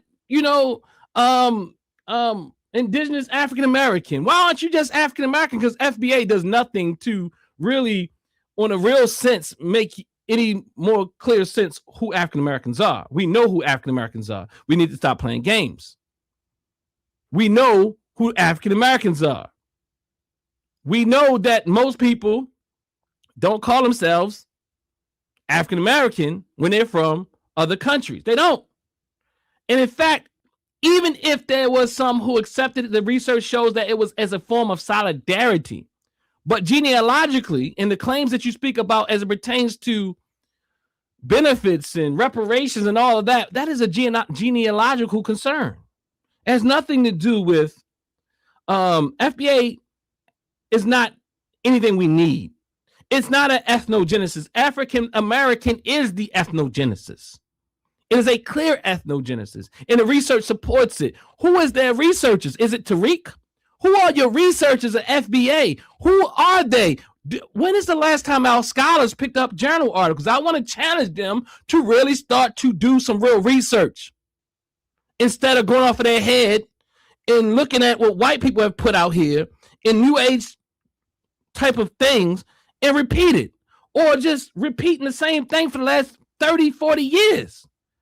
It's time, like, if you're going, like you can't be playing scholar and elder and FBA and Pan Africanism and not utilize those skill sets. Yeah, thank you, brother Cuz. Hit the like button, family.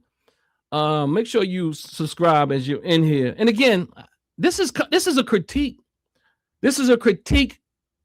This is an argument. And I am, as you said, I am the next generation.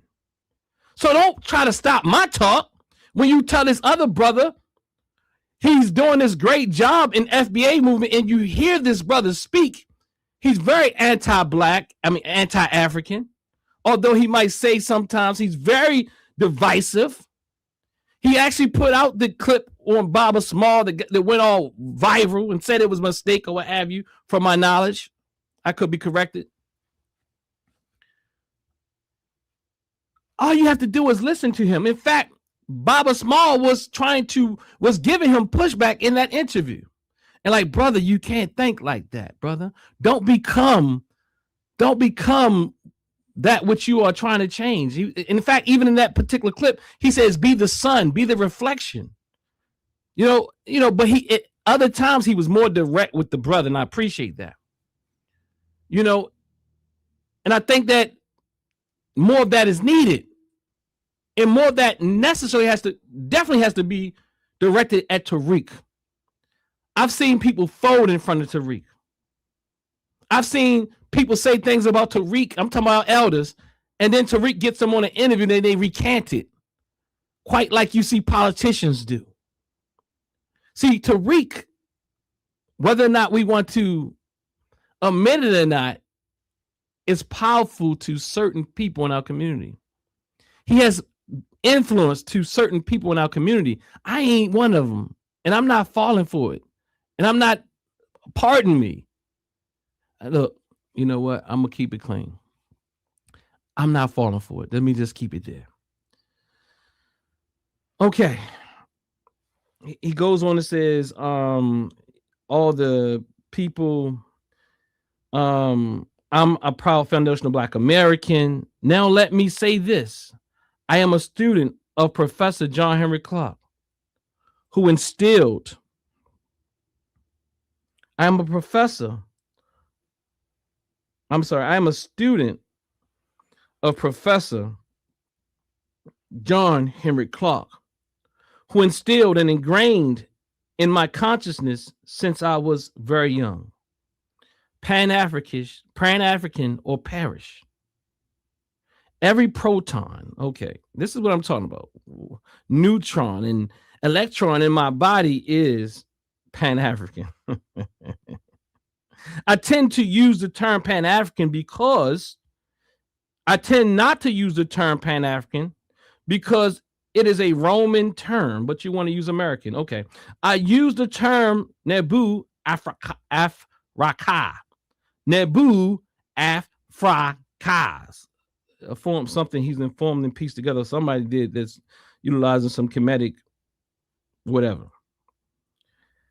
Same meaning, just African, which I tend to like to use. Okay, cool. Wherever an African is, Africa is, he says. I agree. But the problem is, and what Baba Kaba was doing that I don't know if I agree with it or not. He kept calling Chaser African, and I could see it was really it wasn't sitting well with him. But he, that was his push, I guess. Africa is, but I don't think. See, I think again, getting back to my critique is that we have to be more direct. That indirect approach is not. It doesn't work for where we are, in the conditions we find ourselves in. So again, he says, wherever an African is, Africa is. And wherever an African is, I am home. He says, Dr. Daw, I was a foundational Black American who also saw himself as Pan-African before you were born. Now, what's that got to do anything? But two, this has nothing to do with the thumbnail. This has nothing to do with them bigging up Tariq and lifting him up and saying he evolved similar to Malcolm X or the flower that he spoke about. So again, there's a lot of assumptions in this post. Dr. Daw, you contacted me about a month and a half ago. Facts. It actually probably was longer than that. You told me you wanted to speak to me. This probably was in December and I became sick. Speak to me about my views on this issue. You told me you lost my contact number. Facts. I text it to you. I can't remember if he texted me or emailed me. I think I can't recall. He might have emailed me though. I expressed to you that I look forward to our conversation. You then contacted me 2 weeks later and told me that you had been under the weather. Your terms. Yes, I was under the weather. And that was around probably December and January. And that you'd get back to me when you felt better. I responded by wishing you good health, and I would await your call. I even told you when to call and that I'd be ready for your call. I've been waiting for your call to talk to you.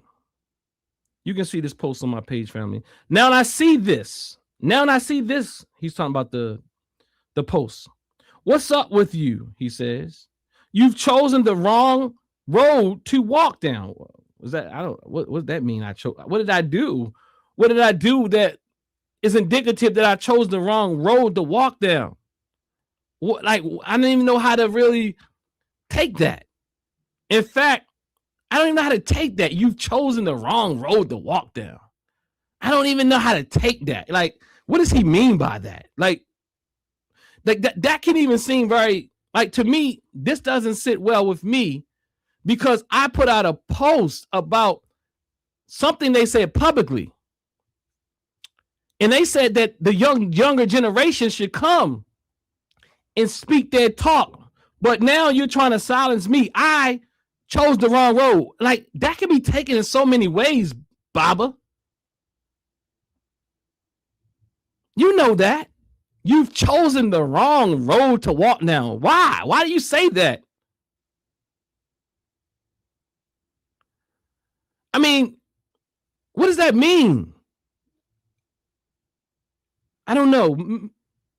Please help me, because that right there, you know how that can be taken in our community. I don't think that's what you mean. Hopefully not.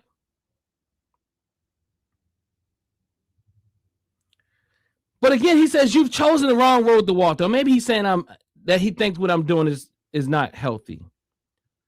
He says our people deserve better than to have to experience another attempt of black people turning against each other. But this guy sits on the couch with Tariq Nasheed. This guy never calls out Tariq Nasheed. He bigs up Tariq Nasheed. I don't care about Tariq Nasheed. When people bringing their thoughts about Tariq Nasheed to him, he wants to go and lift them up. Maybe he's high in agreeableness. Maybe he's high. Yeah, I'm high in agreeableness, by the way. Meaning that I like people to get along. I do. That's my personality. I do. But I'm also straightforward. And I also have a bullshit detector. And I can't imagine everybody has one, even my elders. But I know BS when I see it. As I said, he says, so let me go back what he says. He says, our people deserve better than to have to experience another attempt of black people turning against each other. This is where he got out of that thumbnail and that message I put out. A response to something he put out there. Did I attack him? Did I tell you not to support him? Did I tell you did I say anything about him? Where's he getting this at? This is my elder. Where is that coming from? I put out a post. They said, speak, talk your talk. And one thing I do know about Baba Smalls is he says, put it out there. I've seen people say worse things to Baba Small. I've seen people say worse things to Kaba, Baba Kaba. I've seen Irritated Genie drag them both. I don't know. I've seen Baba Small say, let's sit down, young man. Let's talk about that. And Irritated Genie did one of you. Irritated Genie, you know, when he's going to drag you, he drags you. He calls you all types of stuff. He call you homo, pedophile, and all this type of thing. But all I say is that you uplift Tariq. And what's wrong with that if you did it? That's your stance. That's your position. I just pointed it out. So how does that become so much of a threat or a form of divisiveness? Are you saying I can't express myself? Please help me out, audience. Please help me out, chat. Please help me understand. I'm really serious about this. And I did not imagine someone who I see, this is why I couldn't even get through my presentation the way I was going to move. I did not imagine that the elder would respond to me stronger than what he responded to Tariq in his foolishness. And this guy, Tariq, calls people crispy. He calls people bed wenches. He calls people tethers. He calls people all types of things.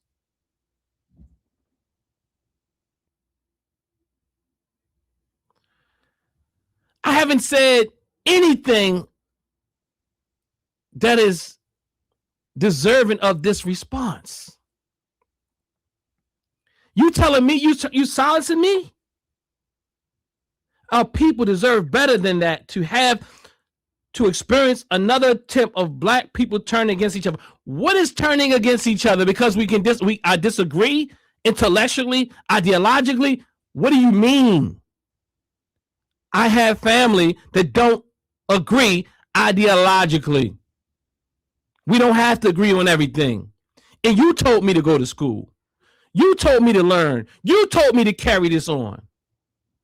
But then, when I give some pushback to a lack of response to Tariq Nasheed, now I become an enemy.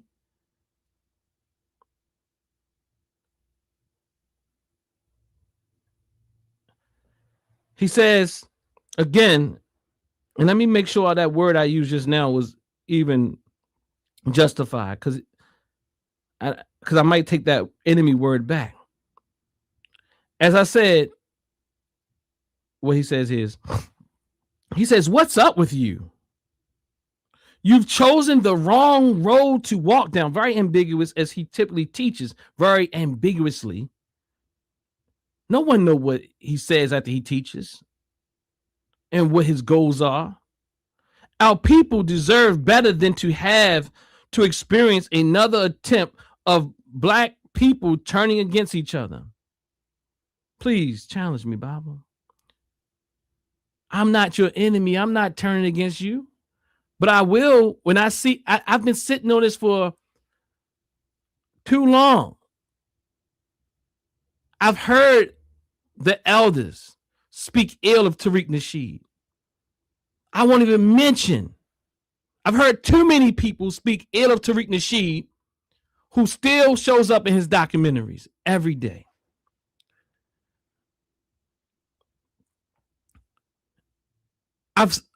I've heard the elders speak ill of Tariq Nasheed, but still show up and smile in his face.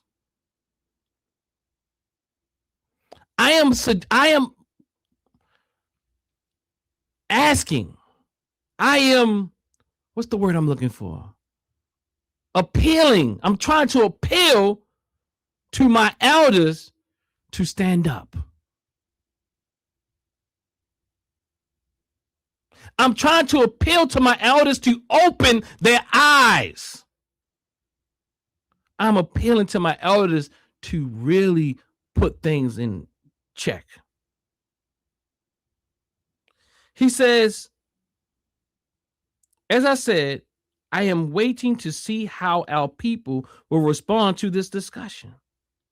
I don't have that. I mean, I don't have that amount of influence. It's nothing that I'm saying is something that people weren't already thinking, but I'm going to put it out there because I feel like as a responsible person, a person that truly wants to see my people come together, we have to call out those who are not holding us accountable. You can't be my elder if you can't hold me responsible. You can't try to hold me responsible, but don't hold Tariq Nasheed responsible. And I'm saying publicly, as you did on this platform, as a result of nothing, as a result of that message I put out there that said nothing, it's talking about Malcolm X and it's talking about I guess I said, Baba, this is not about hurt and pain. This is about clarity. I know you're going around on platforms and saying these things. What did I say that was so divisive? You telling me I got to agree with your approach? You telling me I can't disagree or offer up a critique? What are you saying that you come at me so strong via this probably long form text in my thread that didn't have much in it? I didn't say anything. I didn't call you out your name. I didn't call you an agent. I didn't call you a pedophile. I didn't call you none of that stuff that people have said in the past. And I don't believe that. Let me keep that a buck.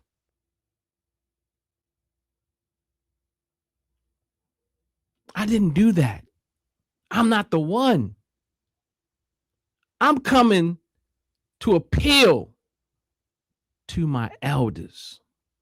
I'm coming to appeal to my people to hold each other, including myself, responsible. I'm appealing to my people to hold you responsible. Because if you are serving us, there has to be some level of consensus, and the people are speaking, and then you shut them down. Even in this interview, you shut the brother. Well, I'm not going to listen to what you're saying about Tariq. I'm just going to tell you that I love that brother, and he does things the way that he does it, and the way that he does it is hidden color where it never came about. The way he has done it, Baba Kaba, is by creating chaos. Out of his chaotic approach, he was able to garner an audience that is hooked on toxicity. And then he inserts Hidden Colors, which is a pseudo documentary.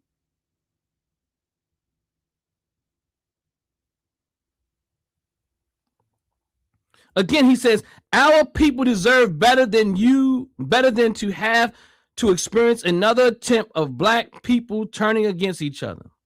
I ain't turning against you. I'm going to hold you responsible. You hold me responsible. Hold me responsible. As I said, I am waiting to see how our people will respond to this discussion. In conclusion, you should have spoken to me personally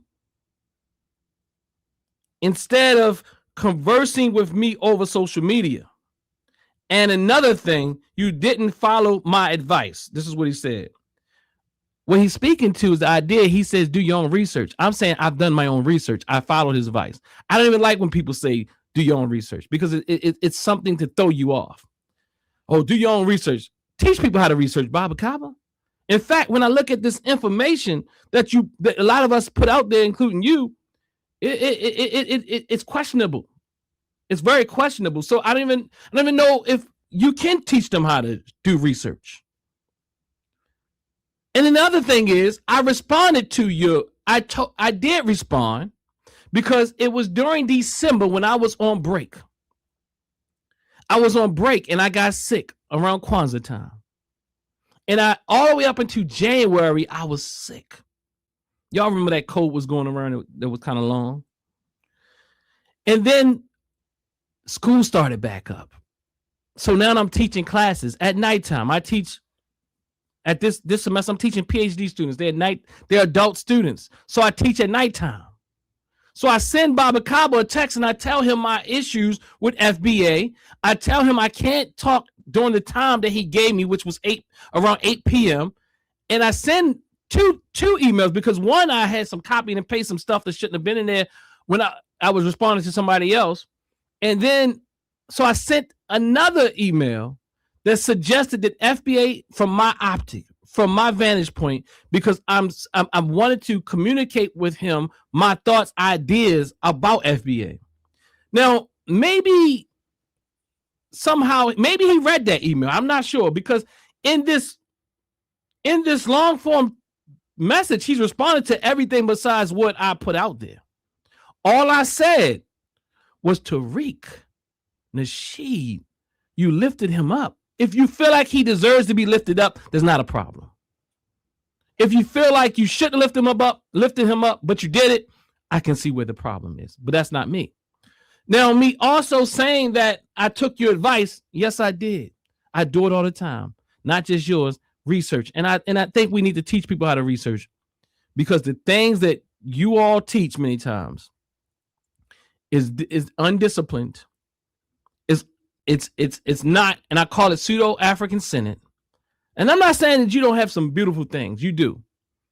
I and you say some beautiful things, and you have some beautiful concepts. I can't deny that. Do I think that you are as toxic as some? No, I don't. But I do see that you and your relationship, and you, not even your relationship, I don't know if you can see Tariq, but you love him. But I think is a disservice and injustice to pick this person up in our community that we know is toxic, and to quiet someone who is speaking out about Tariq and not considering the reality of that. It's very clear. Tariq Nasheed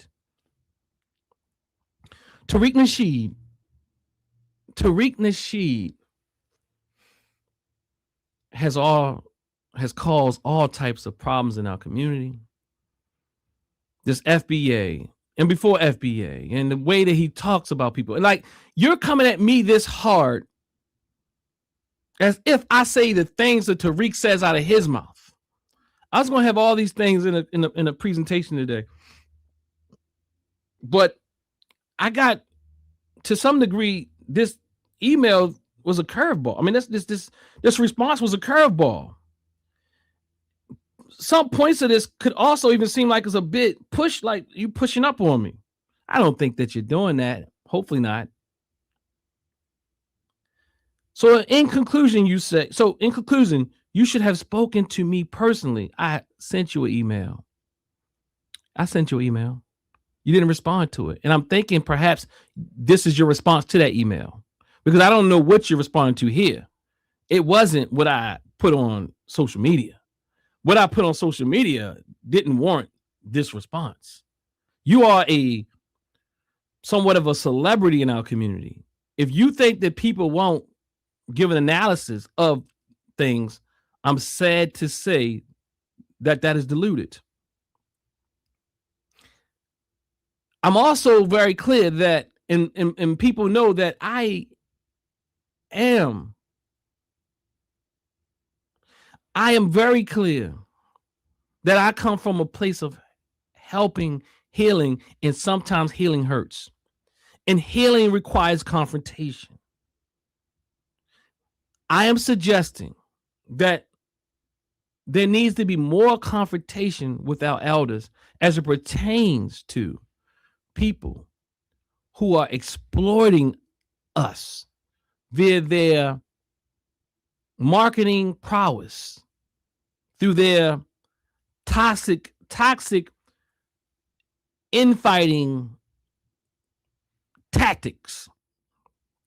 I am suggesting that you have, and I will say this to you, Baba Kaba, you have no right to come say anything to me like this to hold me accountable if you have not held Tariq accountable on these platforms.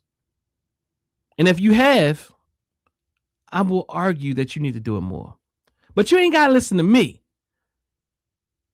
I understand. I'm just trying to, I'm begging you and other elders, because it's not about you alone, and other people who are influential in our community, my peers even,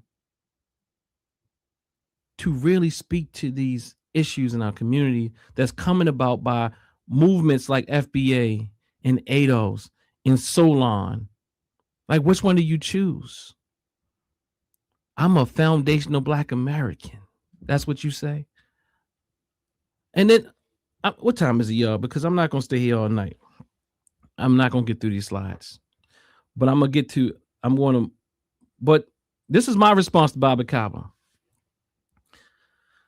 I say, I sent you a follow-up email that seems to be missing from this discourse, where I shared that the timing did not work and I expressed my thoughts without a response. Perhaps you missed it. That said, this is not an attack. This is about what is public information, behaviors, and what appears to be support for what I see as a toxic element within our community. And I put that in the email, and I put it in an initial email, and he said, let's talk about it. I'm assuming now he don't want to respond to it in email form. And I understand that. But I sent him look, if you believe what you believe, I think we can have an exchange via email, because I can't do 8 o'clock. I'm doing a show on this night. I'm doing a group on Thursday nights. I'm teaching on Monday nights, a rite of passage. Tuesday nights, I'm teaching at the university. Friday nights, I'm already at the gym with my trainer.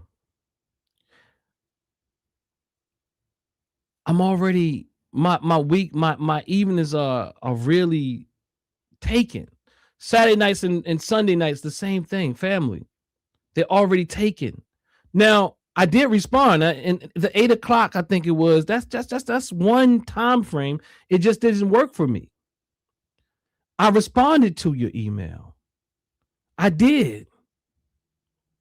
And I responded to this response to mine. And this is what I wrote. Again, I go on to say that said, this is not an attack. This is about what is public information, behaviors, and what appears to be support for what I see as a toxic element within our community. I address my thoughts directly in that email. However, what is done publicly from my standpoint deserves to be addressed publicly. It also seems there are some assumptions about where I am going with this. I will address things clearly, but I am not about division. Even this confrontation is about us doing better and us coming together to hold those of us in our community that are offering up all types of toxic responses and labels and names and all these things like bid winch and all these things that's being done publicly. You want to come talk to me about this? You want to come talk to me about this, Baba Kaba? And I know you know what Tariq is doing. Again, Stevie Wonder can see what Tariq is doing. At the same time, I will speak to what I see as a lack of eldership in how Tariq Nasheed and his movement are being engaged, and the silence around much of it. I expect better from our elders, and I know many are quiet, yet see what is going on. I am respectful, and I am speaking from a place of what is needed for us to heal, even when that requires a level of confrontation. Just like you talking about with FBA. Oh, yeah, what y'all saying is needed, and you shedding light on this and shedding light on that because you know, whatever it is, it serves you in some way. Don't know which way. It serves you in some way so you can be open for what FBA when they come with confrontation. But before I even say a thing, you defensive. Before I even say a thing, you defensive. All right. At the same time, okay, no, I'm going. I think I already said this, but I'm gonna read it again. I didn't. I'm gonna say this part again though. I expect better from our elders, and I know many are quiet, yet see what is going on. I am respectful, and I am speaking from a place of what is needed for us to heal, even when that requires a level of confrontation. And I close out because I don't subscribe to this label, this new label that they're trying to push on us, because the ideology doesn't suit me or Pan Africanists. It's clear the ideology does not suit people that are Pan Africanists, and we can have a conversation about that. This is an opening of the way. I'll be willing to talk to people. I find that you will be respectful, Baba Kaba. I find that you will be respectful. I feel a bit some way about this response. Maybe it shocked you or something, you know? So you know. And I close by saying, I am a proud African American, and African in parentheses, because I understand the social political necessity, quite like Kaba does, quite like Baba Kaba does. I understand the social political necessity of FBA. I do. I'm sorry, of African, using the word African. FBA is a social political setup. FBA is a social political setup. And there's nothing that Kaba or anyone can do. Maybe they can. I'll listen. But I know they haven't done as a thorough as breakdown as I have. I've broken down identity. I've brought in the elders. I've brought in the scholars. I am a scholar of identity myself. So I understand that this is a loaded identity. It is not what they call a neutral identity marker or label or ethnonym or what have you. It's not that. And those don't even exist either. They don't exist. But again, that's why I say I am a proud African American. Just be a proud African American. Like my wife know I'm a proud African American. I'm a proud African American, but I'm also more proud African. Like I don't need to, like nobody's hijacking African American. I don't see these people. But let me do this, and I'm not gonna stay here long, family. I'm gonna move past some of these slides that I have because I did some of this identity research. Identity work last week, and I will ask anybody who's watching to go and look back at last week's video about identity. So I won't go over some of those things today, but go back and I'm not your enemy. Even those who identify as FBA, I'm not your enemy. I'm not your enemy. You know what I mean? I'm not your enemy. I am not a toxic element in this community. I don't even want to do these things, but the genuineness that I have, the authenticity that I have, the straightforwardness and the love I have for my people has me come on here and get harassed every day by people who identify as FBA. I've gone into their spaces and they've disrespected me. I've allowed them on this platform and they disrespected me, but I've shown them love, Baba Kaba. I've shown them love. They've called me silly. They called me dumb. They called me a fool. They told me shut up. They came on this platform and done it. And I've still allowed them space and shown them love. So I don't know where this is coming from, where you are suggesting that somehow that I'm causing division when I'm talking about I'm trying to heal those who identify with FBA, because I see the hurt and pain in them. But I also, and I am a minister. Y'all might not know I am a minister, African Senate minister, I must say. And Amai Karu, that was raised up by the African Village and Culture Center via Dr. Ray Hagins some years ago. I grew up in this movement, Baba Kaba. My father ushered me in as a child. And I say that because I hear people I met Dr. Clark and John Henry Clark and Stokely Carmichael and all these different people throughout my life since I was a child. This is not something I had to do when I got older. I've been in this community and I see it from a different vantage point. I've seen the evolution. I've seen my father's own evolution. I've seen these things. I've seen the devolution of what we call African-centered thought. I've seen let me move on. And I say that to say,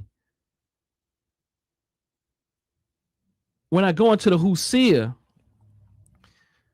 ancient Kemetic teaching says, be moved, my heart. This is out of the book of Nefertiti, out of Husia. It says, be moved, my heart, and mourn for this land in which you were born. And mourn for this land which you were born. For there is silence before evil. For there is silence before evil. What should be condemned is feared, and the great are overthrown in the land of your birth. Tie a knot. Then while this evil exists, rise up against that which is before you. Rise up against that which is before you. Again, this is what I embody, internalize from our ancient African ideas and philosophies. To me, it's not about spewing off a bunch of information. It's about the internalization so that we can carry out and create space and environment and put into action the things that we speak and talk about. I will argue that there's not too many that can argue that I've done this. And I will put my resume, and I'm talking about as a youngster, as a young brother, against almost anybody's. So the whole idea of, I hear people always using people's names and who they sat at the feet of and all this type of thing. Look, that don't matter to me. I don't even have to talk like that because I don't need that to substantiate who I am, because my work speaks for me. My family speaks for me. The things that I do speak for me. And again, I will also say that, okay, let me talk my talk. Because look. I work hard every day. My wife works hard every day. My family, my father, we work hard every day in this community. Come to Baltimore. Come to our center. Look at the hard work we're doing. Look at what we've done, and we carried out much of what Dr. Amos Wilson has said to do. We are implementing. Dr. Amos Wilson said, I don't take it serious. And I say this still should be thought about in 2026, although we have the internet. I don't take serious people or a group of people who don't provide at least a brick and mortar for their community.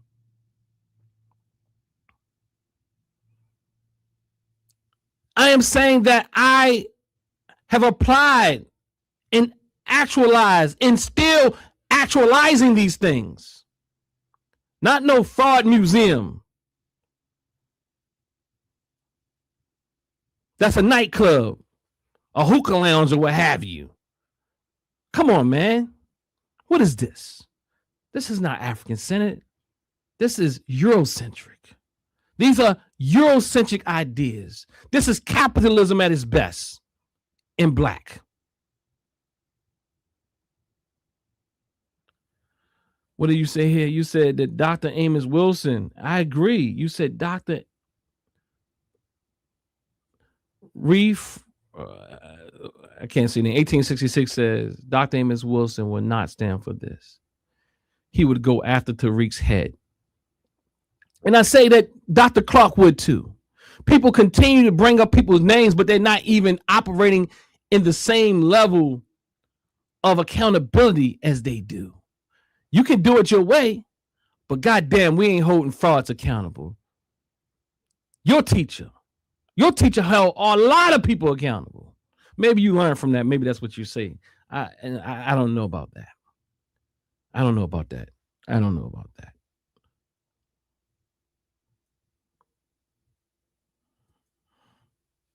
Oh, so let's go. I think I'm stuck on the page. Okay. Oh shoot. What's going on here? Okay, I'm gonna skip past some of this, but I'm gonna at least tell you my central thesis for FBA and a couple other things before I get out of here. I might bring some people in. Central thesis: FBA is a socially constructed identity category. It is framed around lineage, but it functions as much more than a neutral ancestry label. People can choose to affiliate with it or not. That is their right. Right? That is their right. But let's stop pretending it is only about lineage. It isn't. FBA is also an identity system. I got something. Look, because he hold me accountable, but his son. Family, please like this video up and share this video. I got some more stuff coming. Stay with me. I got some things that's coming, y'all. But he's holding me accountable. But much I must say I was disappointed even at his son. Maybe that's what he picked up on in that message when he said, well, so anyway, this stuff doesn't add up. The simple message, the simple thumbnail that I put out, the simple message that I put on the thumbnail, it didn't warrant his response. So again, my central thesis, FBA is a socially constructed identity category. It is framed around lineage, but it functions as much more than a neutral ancestry label. And they don't even exist. People can choose to affiliate with it or not. That is their right. But let's stop pretending it is only about lineage. It isn't. FBA is also an identity system with a developing ideological project, a cluster of beliefs, talking points, and boundary drawing practices that typically come with the label. That's what it is. I'm going to skip past some of these things, but I got to show this one. This is my dear brother, Ted. He's going to help me out with supporting what I'm really saying about FBA. And Ted and them had, they had Baba Kaba on about 8 months ago. Go check out OG, what is it, OG Wisdom Podcast. And it seems like Ted has another thing coming out, Ted Real Talk. Check them out. I mean, I'm not agreeing with a lot of the things, the way the approach they're taking or what they're not really highlighting about this toxicity of FBA. I'm not saying they can't identify that they can't really tap into their native ancestry. I also have native ancestry per se, but nobody's doing that. Nobody's saying that you can't do that. But what I am saying is anti-African, anti-Pan African sentiment is real. And to say it's only ideology and act like people aren't juxtaposing what we're calling a identity. I mean, this, I'm sorry, what is it? People are absolutely juxtaposing FBA and Pan Africanism as paradigms. And let my brother Ted tell you more about it.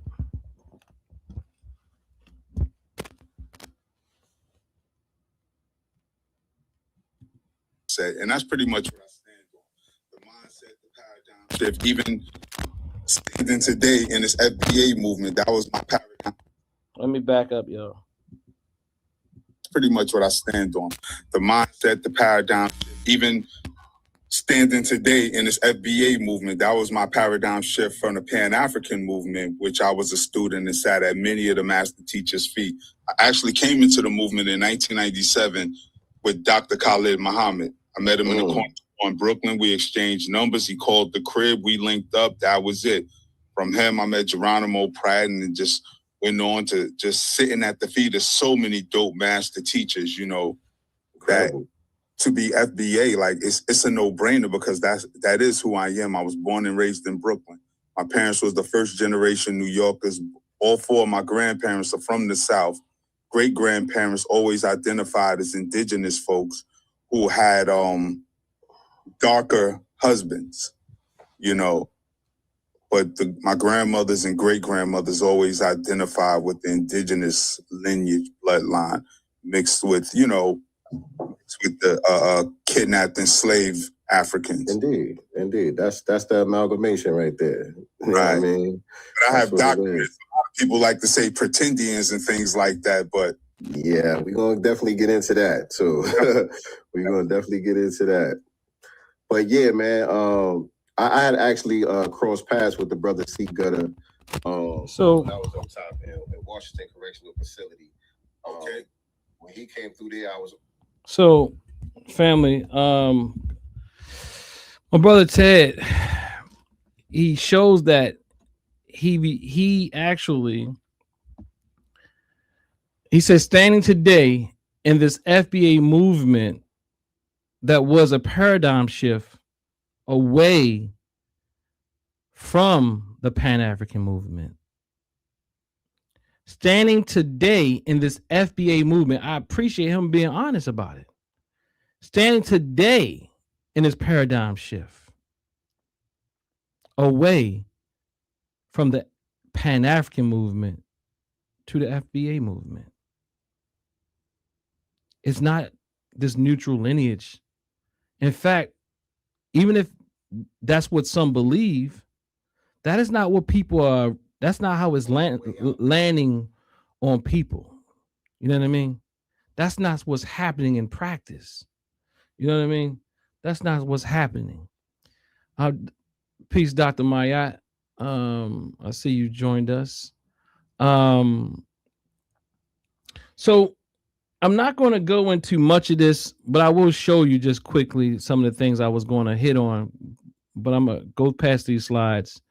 And basically, I did touch on a lot of this devolution of African-centered thought that we really need to put back in order. And I'm saying our elders, in many instances, have failed us. And just to speak to Dr. Maya and myself, we've had talks about how we strengthen African-centered thought, and people have challenged us about this idea that Pan-African thought is pseudo, and we're like, well, it's not pseudo, but it's not necessarily pseudo. It's that a lot of times the people who are pseudo get more of the limelight and attention.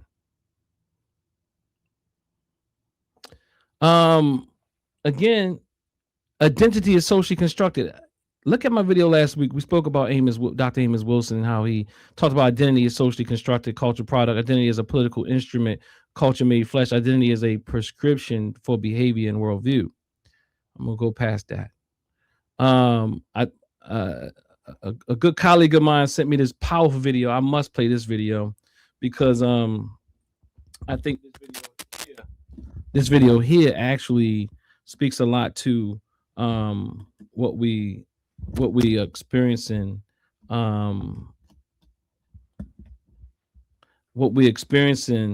as it pertains to this idea of FBA. This is an elder that I think that is standing up to it, and also speaking to it in a very impactful way. Dr. Sundiata Njia. And it's called The Reasons Why FBA and ADOS Can't Be Pan-Africanists.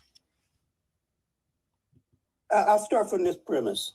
I do believe that some of them are confused, but I don't think their leadership is confused. I think their leadership are collaborators. They are enemies of our people. They are conservatives and right-wingers. There's three problems we got with ADOS and foundational Black Americans. The first is they're xenophobic. So they can't take up Pan-Africanism because they're against other Black folk at a foundational level. Second, they're promoting integration. They manipulate symbols of nationalism, but their goal is to integrate into capitalist America. They don't even want to transform it. They want to integrate into it. And third, they support global financialized racial capital. In the words of our brother who passed recently, D'Angelo, they want a piece of the devil's pie. Mm-hmm. I say, they definitely do. So with that, let's keep it moving. I'm going to get to, I'm going to play this just a little bit. Dr. Amos Wilson, let him set it up.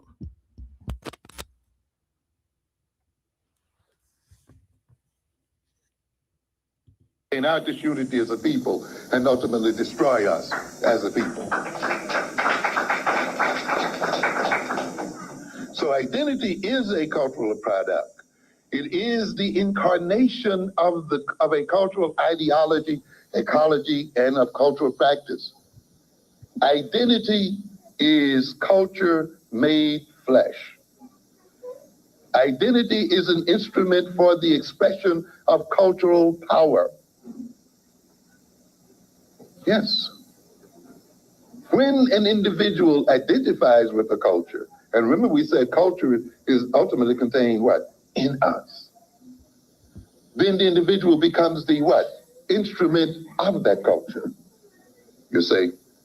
And this is what I tried to tell you some lectures ago when I talked about manhood, right? When I told you that manhood is a social definition, and to be a man is to be social. So what I wanted to share there is clearly he said it's a cultural, ideological identity. And he goes on to say ethnicity and ethnic identity and racial identity, they are ideological. I want to be clear that there's no such thing as this neutral racial or ethnic identity or ethnonym or what have you. It's full of its creators' madness. And I'm going to go past much of this. I'm going to really do it this time, y'all. And we're going to come back. I'll hold this one off. I won't do it this time. I won't do it. I will leave that one alone. I will leave it alone. All right. I will leave it all. I will leave it alone. I'll pick back up on that later for another conversation. Yeah. I do want to go here though. And I want to go here because there's I saw this interview some time ago when the whole thing blew up about Baba Small, right? And the internet went wild. That's when we had the show with Baba Small on Dr. Mayat's platform. And again, I saw this. I couldn't look at the whole thing, but I was driving to the university and I heard this brother come on and they were bigging him up as Kaba's son. And I'm going back to what Kaba said to me earlier, like I'm not supposed to like critique or bring any resistance to my elders and tell me I'm going down the wrong road. And he tells me that it's causing division, but somehow he can overlook the divisiveness of a Tariq Nasheed. Somehow he can overlook the divisiveness of FBA, even if he wants to believe that FBA is what he says it is. He has to look at what it's actually doing in practice. It is a very divisive movement. You even heard my dear brother Tad say, look, man, I'm saying this is what it's doing. It is anti-pan. Like some people might say, well, oh yeah, I'm both. But the reality is you are a different type of person. And that's not really the real thing and what's really happening with most people. Is doing exactly what Tad said. It is a paradigm shift away from Pan Africanism to FBAism. He didn't say FBAism, but he said the FBA movement. And some would say it's not a movement. Some would call it the delineation movement. And they'll come and ask you stupid questions, I'm sorry, about, oh, well, do you know what delineation mean and all this? And Baba, do you know what delineation? Could you tell people what delineation mean? Like, oh, delineating something, brother. You know, like, okay, like what we're saying is, and what I'm saying is, the ethnogenesis already took place with the African American label. Nobody's claiming your label. And oh my God, let me speak to this. And he's on one of these interviews continuously spewing this idea that on one of these interviews, or maybe both, I think it was it might have been on the Happy interview. I'm talking about Kaba at this point, talking about Elam, South Africans, white South Africans can be an African American. That is so far from the truth. Like, I'm wondering where he's doing his research at. I mean, like, I'm really like, I don't even want to go into that. Like what, Baba, where you get that from? The Elon Musk and all these different people can be called African American. Are you really studying Tariq Nasheed? You're the one with the 2 master's degrees and the bachelor's degree. And I know you know better. I know you know how to do research a little bit better, you know, and you've been researching for a long time. But I mean, I don't know how good you research, because a lot of the stuff you put out ideologically, and I just ideologically see it that it's weak. And this is not a debate between about your personality. This is about your scholarship, Baba. And I'm not coming to attack you, but your scholarship is suspect. The fact that you would even say that Elon Musk and others like that can become African American mean that you haven't looked at the simple definition of what an African American is. And that also, to be African American is also it has to do with your race It's not a ethnic identity alone. It's not that. It's not that. And also, when you look at it and when you do research and you look at more research, you'll see that African American is clearly the descendants of those who've gone through chattel enslavement in this country. Now, is there some crossover, the way people measure stuff, say stuff? This, some people might say this and say that, and some people, yeah, that happens with all social identities. It's a reality. But let's get to Kaba's son, because Kaba said I can't say nothing, right? But you know, when James Small was under fire, you know what I mean? When James Small was under fire, his son went over to this brother Sincere's podcast with Sincere and the guy Chase McGee. I was starting to know more about him. Tariq Jr. And then of course the beautiful, what's the sister name who called me the light-skinned Roland Martin? NYC, Nicey girl, something like that. And then of course Sincere, love the God. So they was kind of gassing him up a bit. I think he did okay though, to all around. But he, you know, let's listen to what he says though.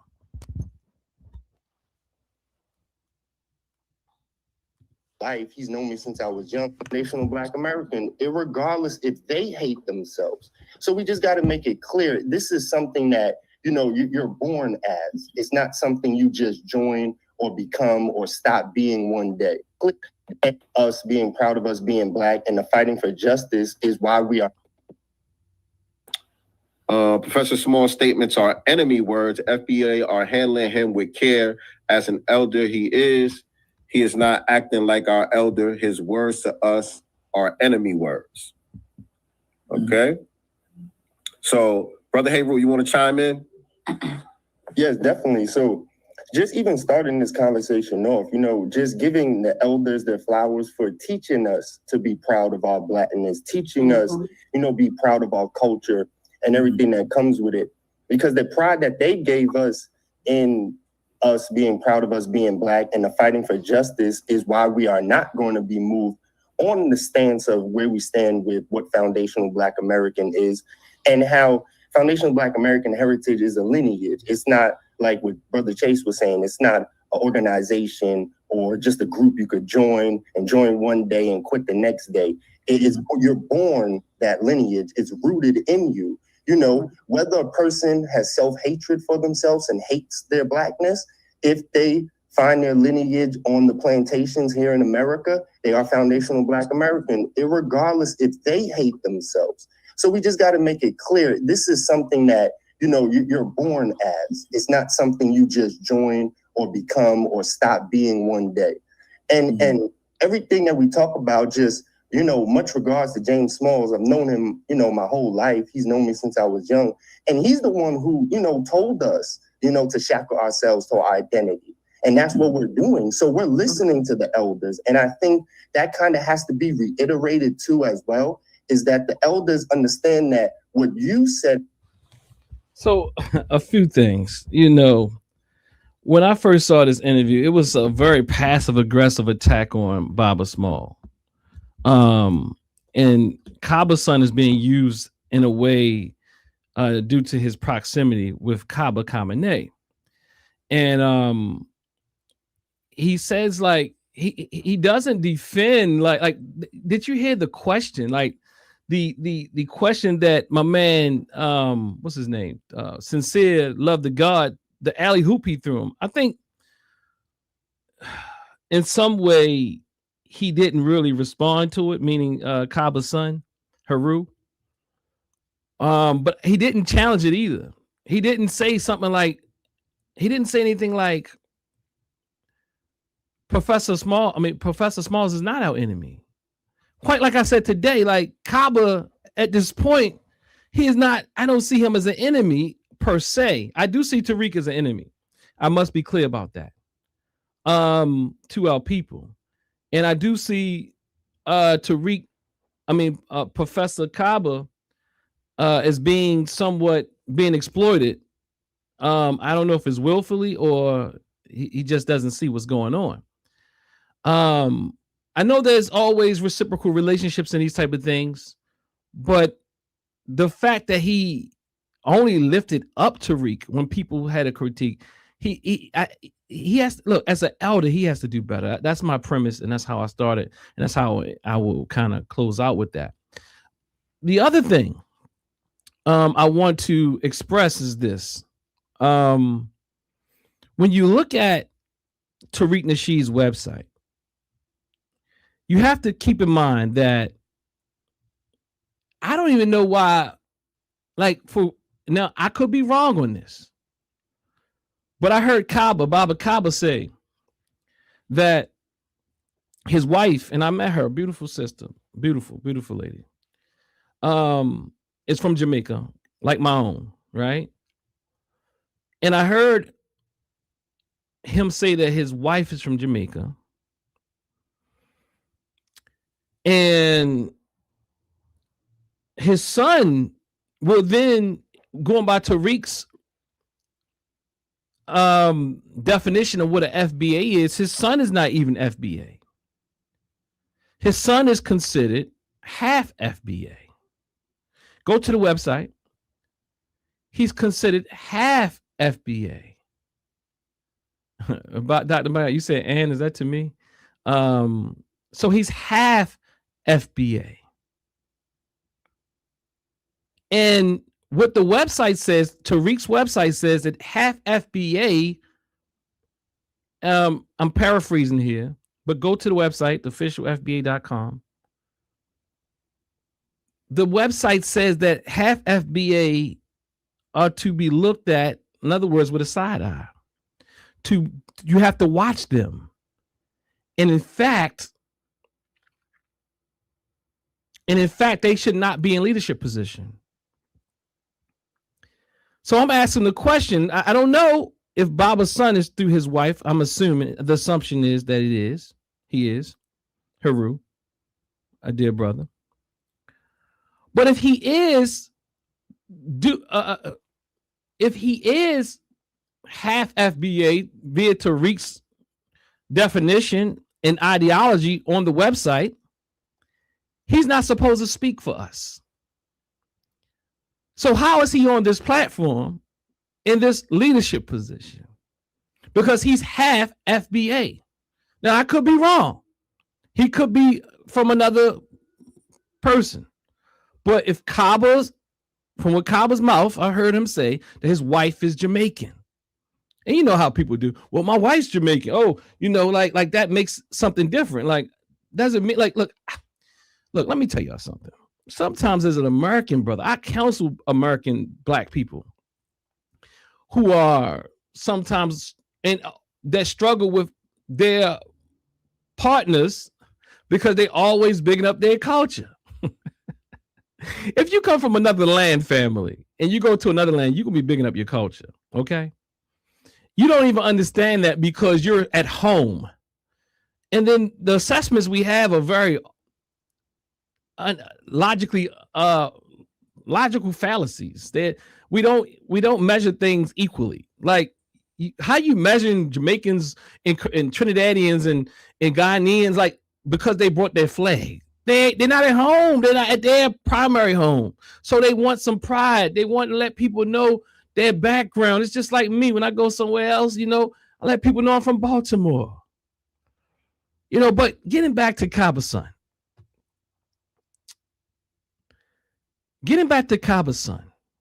He's not supposed to be talking per Tariq Nasheed's website. Because you have to be, what is the term? Somebody look it up for me. He said you have to be like skeptical of these half FBA children, like my own children, because and they should not be in leadership position unless they have proven with a track record, a long time track record that they have worked in the community for FBA exclusively, and they don't have dual allegiance.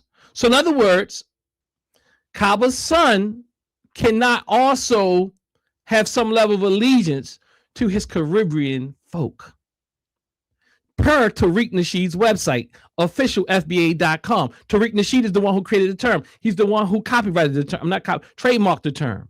So he has a website that says this. And somehow I'm the divisive one. Somehow, Kaba, you want to say I'm going down the wrong road.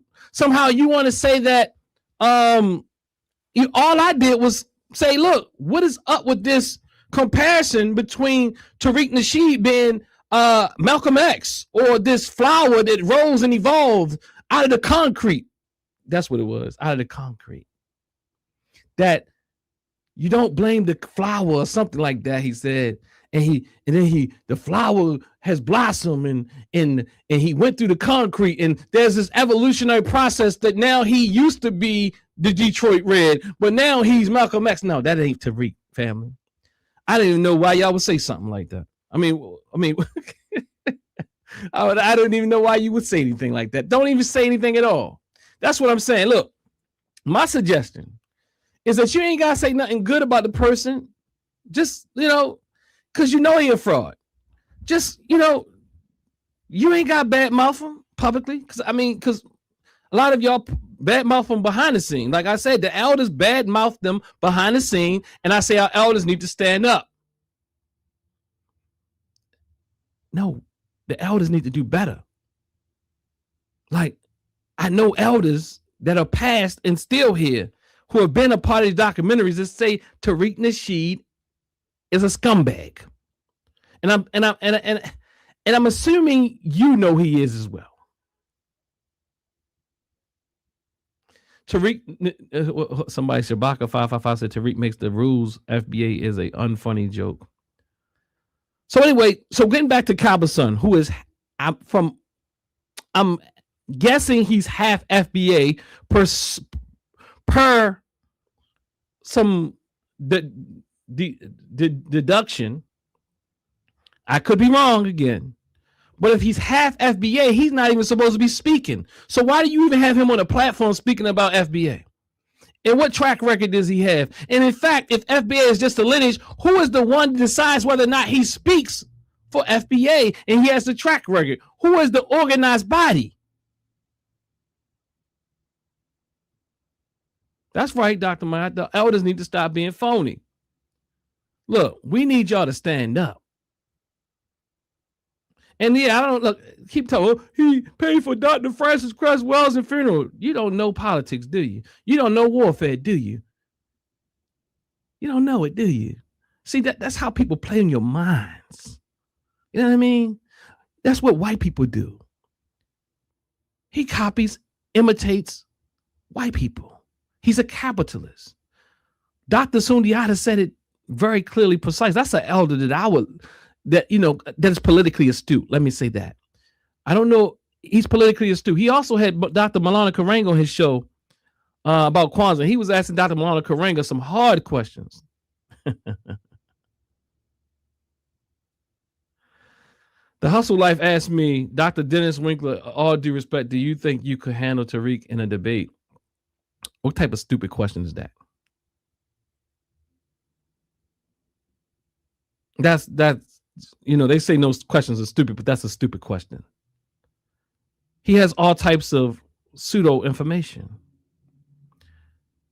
I wouldn't debate him because he couldn't really, he's not really, no, he can't really win. Look, what do you mean by debate? How about we both submit papers to take your emotions out of it in the showmanship of a clown, of a fraud, of an actor, of a rapper, of a 2-bit hustler, a pimp, a Mac, a misogynist, somebody who strokes you and makes you feel powerful. You like that he uses all types of expletives, and he called black people crispy, and he called women bed wenches, and he called people tethers, and he uses all these terms.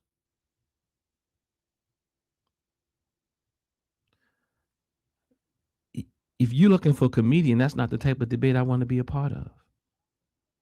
But if you're looking for real scholarship, my man, I will obliterate him. If you're looking for academic prowess, if you're looking for someone who is clear-minded, if you're looking for someone who's honest, if you're looking for somebody who is authentic, if you're looking for someone who is non-abusive, there's no question that I will come out victorious. If you're looking for a showman, if you're looking for somebody to make you laugh, if you're looking for him to call me a tether lover or anchored tethered baby or whatever it is, all the stupid stuff y'all say and repeat after him, oh, he will win. If that's your level of, see, because that's where you go. That's the level you go to. Perhaps. I'm not sure about you, but I'm saying if that's what you're looking for, he would win, because you're not even looking for real information. You're looking for a comedy show. You're looking for a museum with stuff off of Amazon. You're looking for a museum that has a hookah lounge. You're looking for a museum that serves as a, I don't know. He sold you pictures of a museum that was like 5,000 square feet. I don't know. I forgot how big it was. Big. He showed you a mock-up of something that he didn't give you. Brother Unc says, well, he did get, no, Unc, no, he didn't give people what he said he would give them. No, he didn't. Nope. He didn't even do it the way he said he would do it. Nope. But you know what? What I'm saying is the man's a 2-bit hustler, man. He's a fraud. I say that there's a difference between people with flaws and frauds, and he's definitely a fraud. He's not what he says he is. In fact, he is what he says he is at times. He's a Mac. He's a pimp. He's a misogynist. He's a clown. He's a comedian. He's an actor. He's a rapper. He's a singer.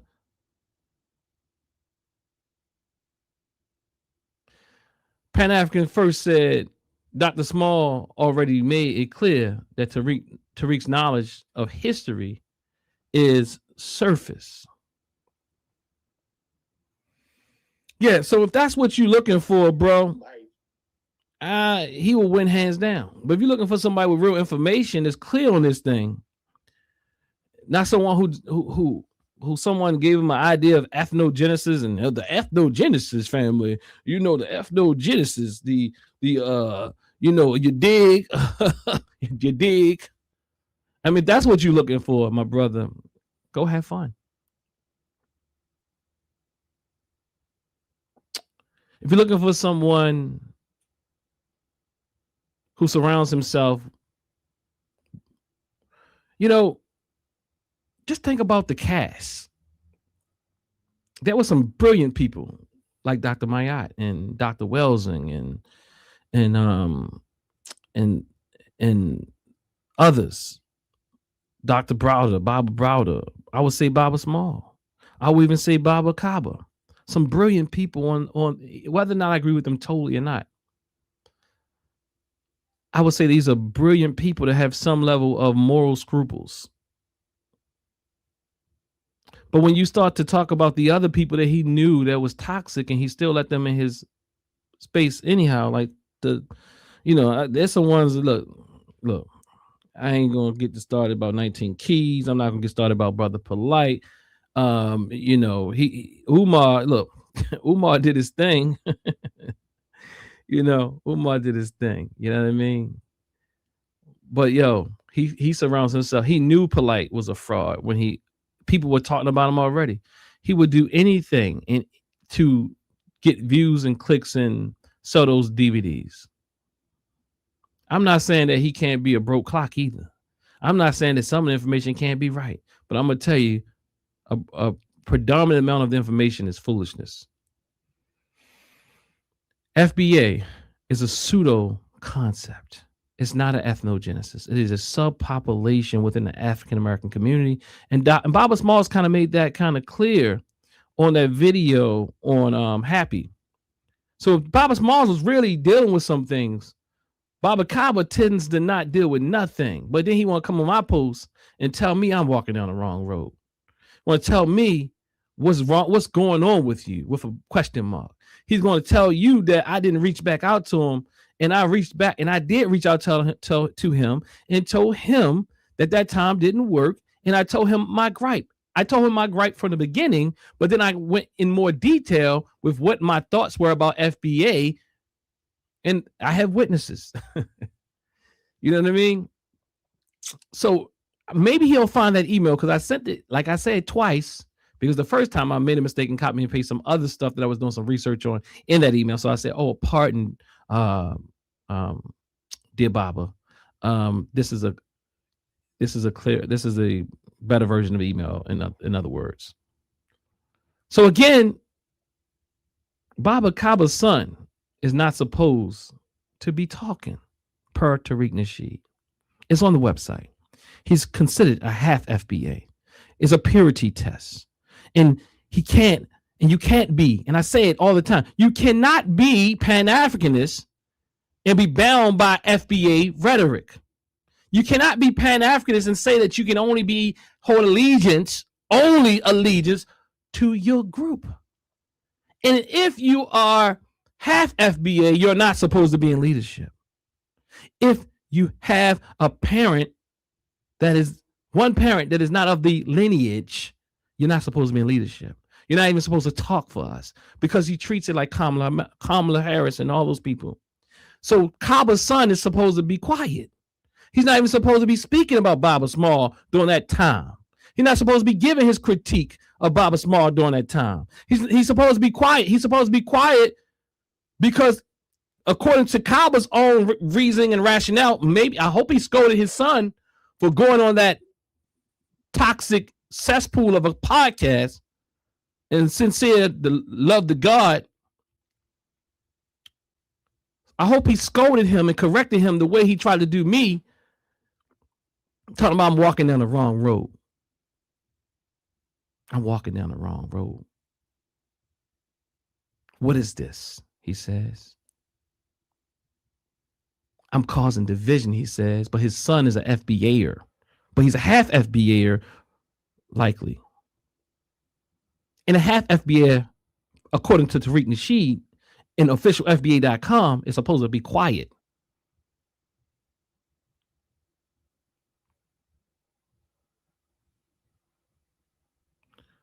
Okay, let me move on.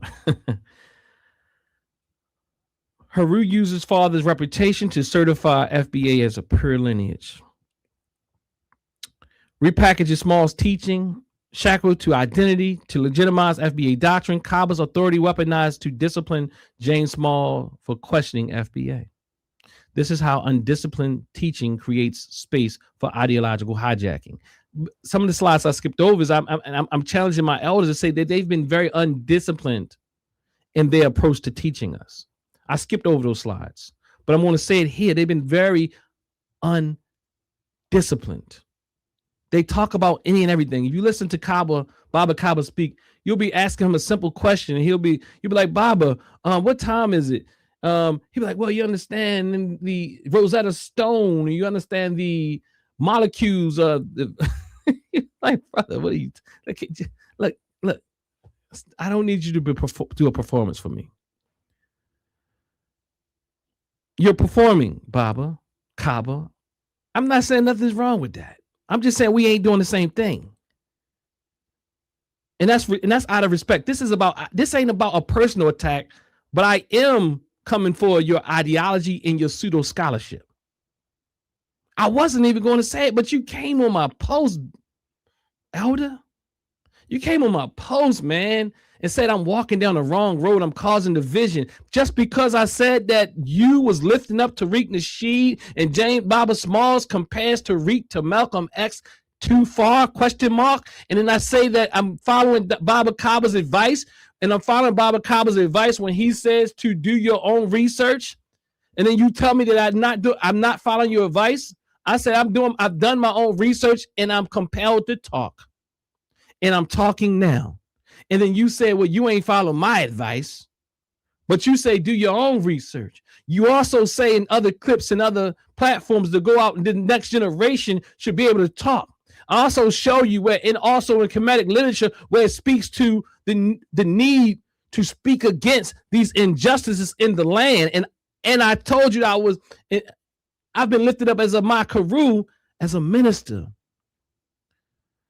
You telling me I can't talk about ideological differences when you do it all the time? When you got books on it? Hold up. Is it just because it's you? What is going on? Where did I attack you? Even if I challenge your ideologies and your pseudo scholarship. And I wouldn't even said that today. Perhaps. But that response, as if I said something about you, as if, like, where did that come from? Is that protective covering for Tariq, and vicariously you carrying it out and projected it on me? I don't know what's happening. I don't even know what I said made sense. I sound like you now. But what I'm saying is this. You know, I'm using Baba Bawana to be respectful. But what I'm going to do is I'm gonna close out on that. I won't even go into the rest of these slides. But what I'm going to do is I'm gonna see if anybody want to come in and as I close this out, because man, I don't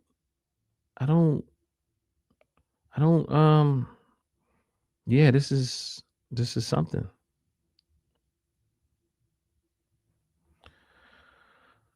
All right, the link is in the chat. Don't hold back. If anybody wants to come in before I get out of here. I mean, I'm a bit tired. Like I said, when I saw Baba's response, because I was still up, and I did go to sleep, but I think that it kind of disturbed me a bit, to some degree, just to be honest. I mean, because I was expecting a more elderly response. Not for you to silence me and censor me and tell me I need to come behind the scenes and talk this stuff in the family like I was saying something. What was I saying? What did I say that was out of order? I didn't even challenge you in the real sense. I just said you said that you lift up Tariq, and James Small compared him to Tariq Nasheed. To Malcolm X. Tariq Nasheed to Malcolm X. Then I put too far. And then again, I won't go through the thing again because I'm pretty recursive. But what I'm saying is, Baba, I sent you an email too. Maybe I'm assuming you got that email. I'm starting to believe this is just a conceptualization. I could be wrong. But again, I'm the divisive one. Why Tariq Nasheed says your son shouldn't even be talking. That my son shouldn't be talking. I don't really care about what he says per se, but what I am saying is I think Tariq Nasheed needs to take this stuff off the website, because he says the same thing and y'all just repeat what he says, but you do a much better job, Baba Kaba. And maybe you believe this, and maybe you want to see this kumbaya FBA. Look, I'm African American and I'm proud. Yeah, I'm not mad at nobody for being happy or proud of where they from, but at the end of the day, I'm African. That's how we roll in my house. We don't get caught up on the sets of the island in the mainland that I come from. Don't get caught on that. Like I told you, I showed you my sister-in-law. I mean, like, people got all types of crazy stuff that they say that just not true. Like, well, they don't live around us, bro. I don't know who you talked about. I don't know who you talk. Like, come on, Baba Kaba. You see these ethnocentristic wars going on in our community, and that's not the type of ethnocentristic wars that people like Baba Asa. I mean, Baba, any of the Babas or Mamas, those who are Pan Africanists or African Senate or the like. Hey, anybody gonna come up in here? Look, nobody want to come. All right, y'all. Look, I'm gonna. All right, let's see. All right, I'm gonna get. All right. Oh yeah, that's my Baba. He said, "Great job, son." He said, "FB." That's down stands for Foundational Black. What? Hey, Baba, what you doing up in here, man? What you saying here, Baba? FB? Did you leave the A out? I don't know what Baba doing here, man. But yeah. Oh man.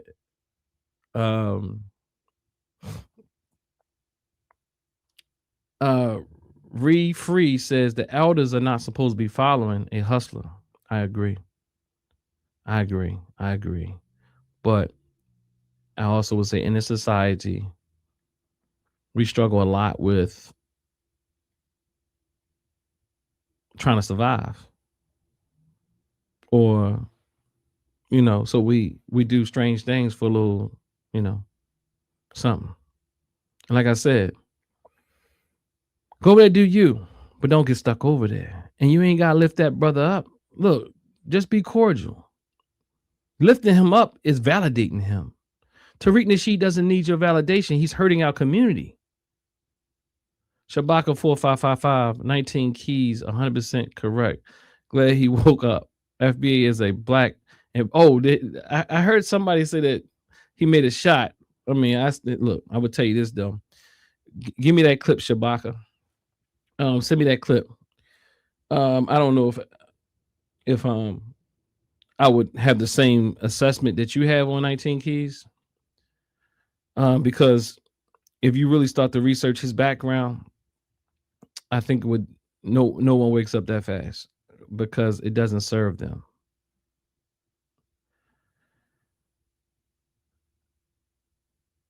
Red gone. Divine God Allah says, Red gone. Leave that FBA-ish alone eventually. Who's Red?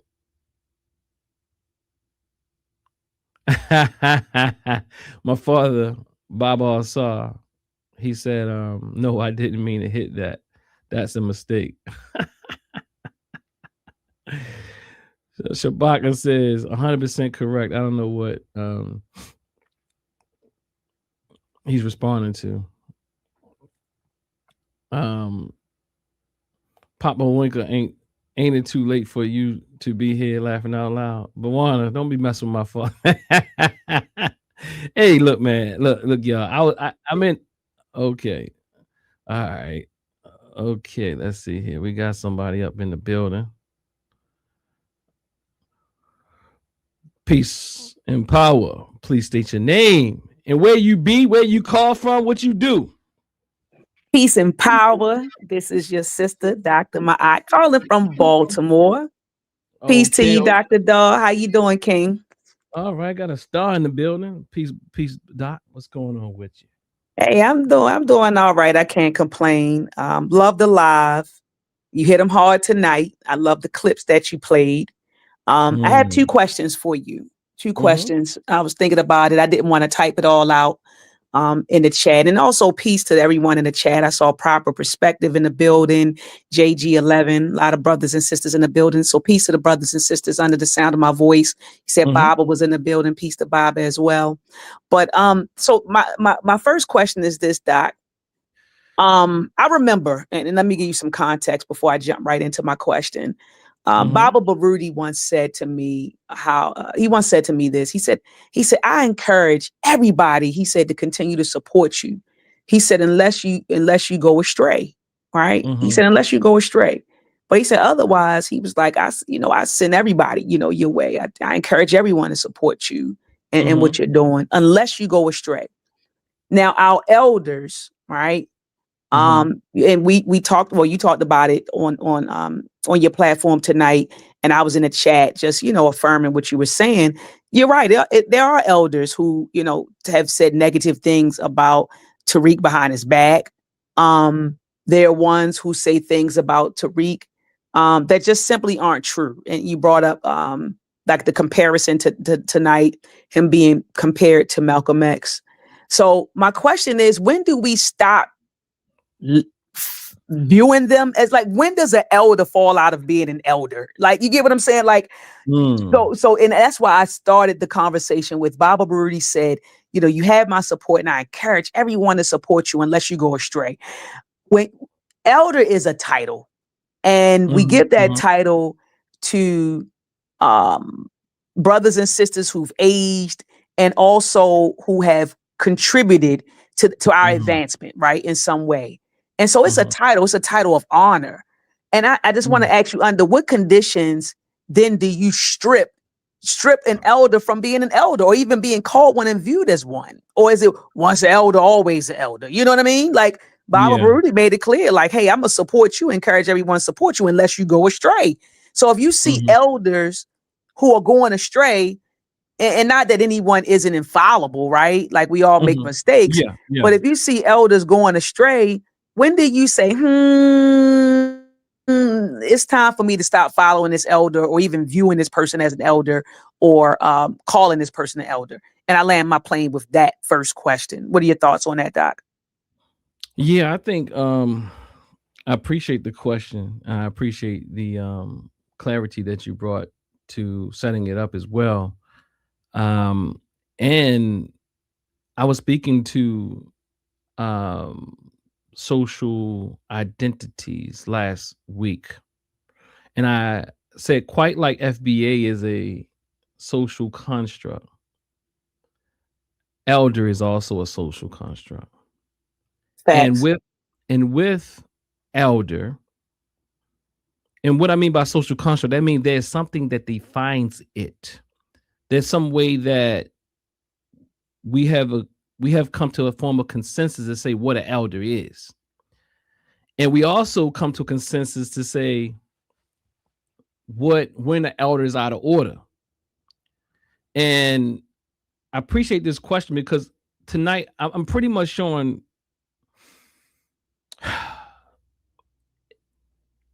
I agree with Baba Rudy when they show us that there's no even, like, when someone intentionally causes harm, there's no coming back. Like Tariq Nasheed, I don't care how old he gets, he could never be an elder for me. If it's ideological differences, but they still mean well, I can work with that.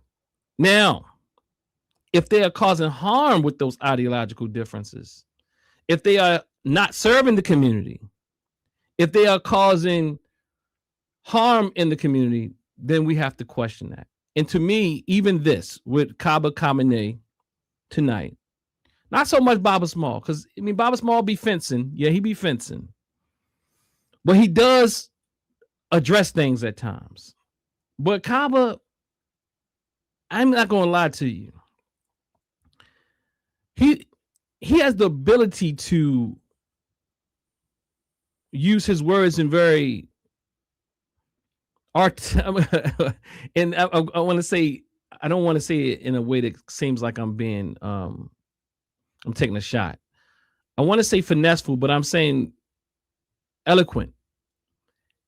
He knows how to string words together. They're in a flowery way. But I'll be honest with you, his response to me, and his lack of even any level of being able to deal with people's concerns about Tariq in a way that only protects Tariq, draws the conclusion that he is suspect as an elder to me. Does that mean that he can't redeem himself? No, but I will say that it's suspect.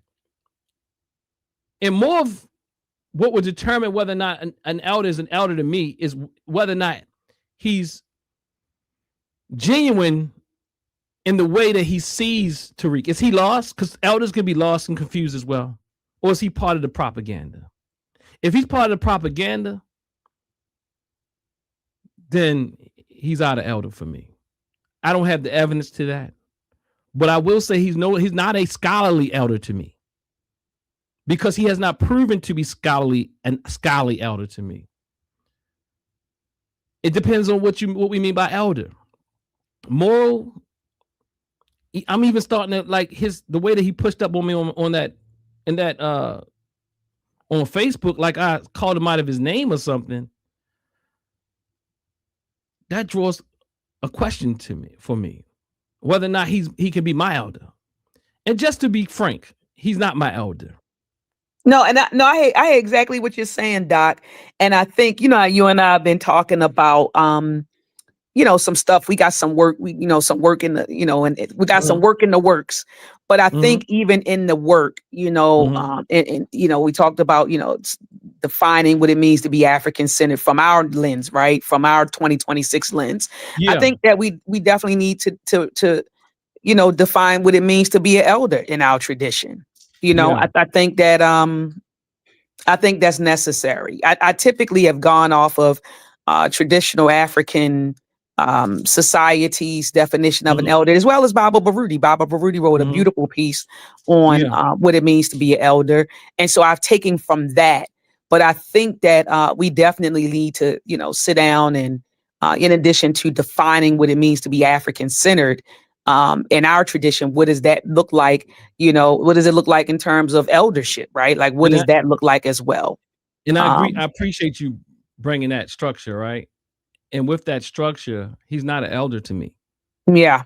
Because, and I'm not saying I won't treat him nice. Oh yeah, no doubt. That I don't appreciate some things that he brings.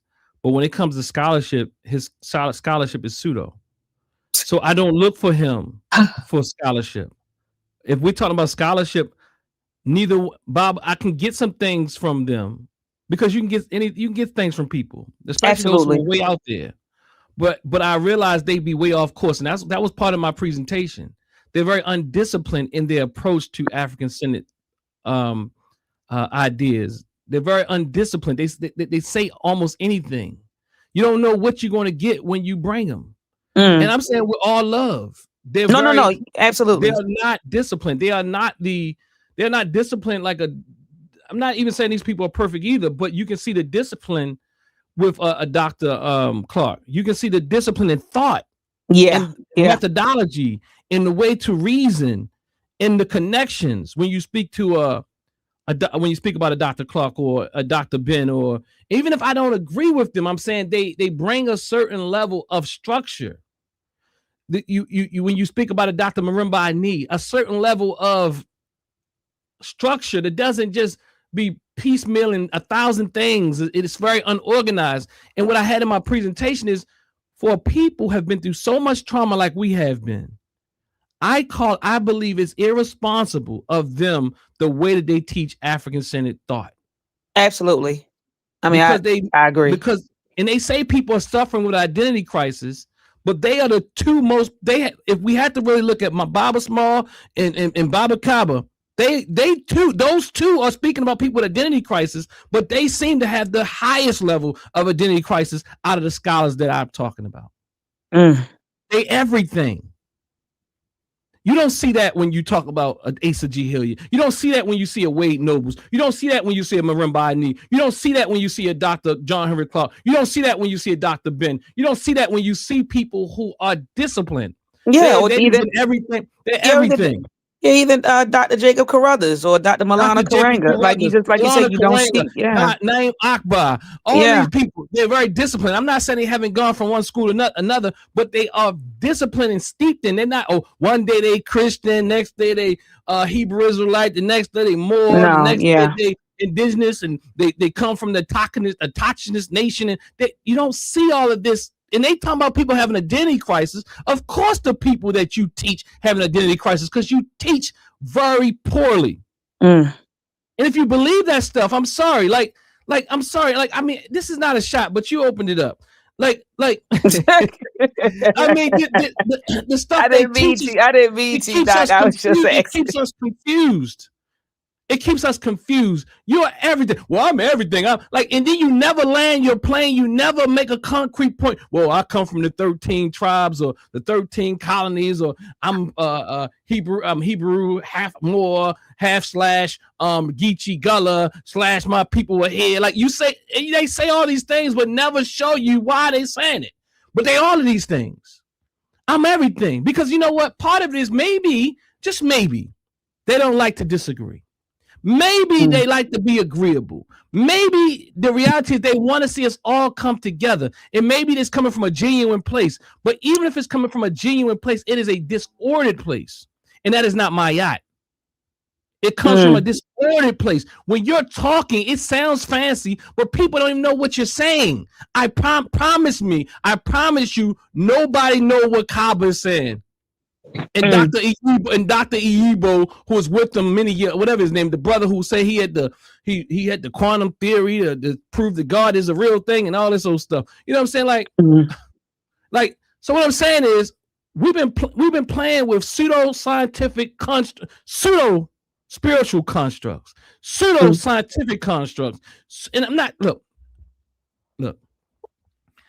you know, there's levels to this. And, absolutely. As Brother Rich said, Kaba has introduced him, made it more palatable for him to digest people like Bobby Hemmett or Phil Valentine. I am saying that Kaba is also doing the same thing to make Tariq more palatable for people as well. I am saying that he is a gateway, as the Brother Rich said. He is a gateway drug to foolishness. He's a gateway drug to FBA. And when I say FBA, I'm not talking about this label, what you calling the what they call it. I didn't know. No, I am talking about it in its philosophy that says his son needs to shut up. Not me. It says my son needs to shut up. It said that my son should not be a leader in the community. It says my wife shouldn't be a leader in the community. I'm not hurt by that. I don't want y'all to think that, because I won't adhere to that. FBA is not a real thing to me. FBA does not determine what the other 43 million, whatever, 50 million people of African descent in this country. They don't determine that. And the fact that, come on, man, I'm not playing games. Well, you just all of a sudden pick one term and it happens to be Tariq Nasheed's term. Why didn't you pick ADOS? At least I would have more respect for him if he picked ADOS. Look, and they wickedly they got, look, because he ain't in their documentaries.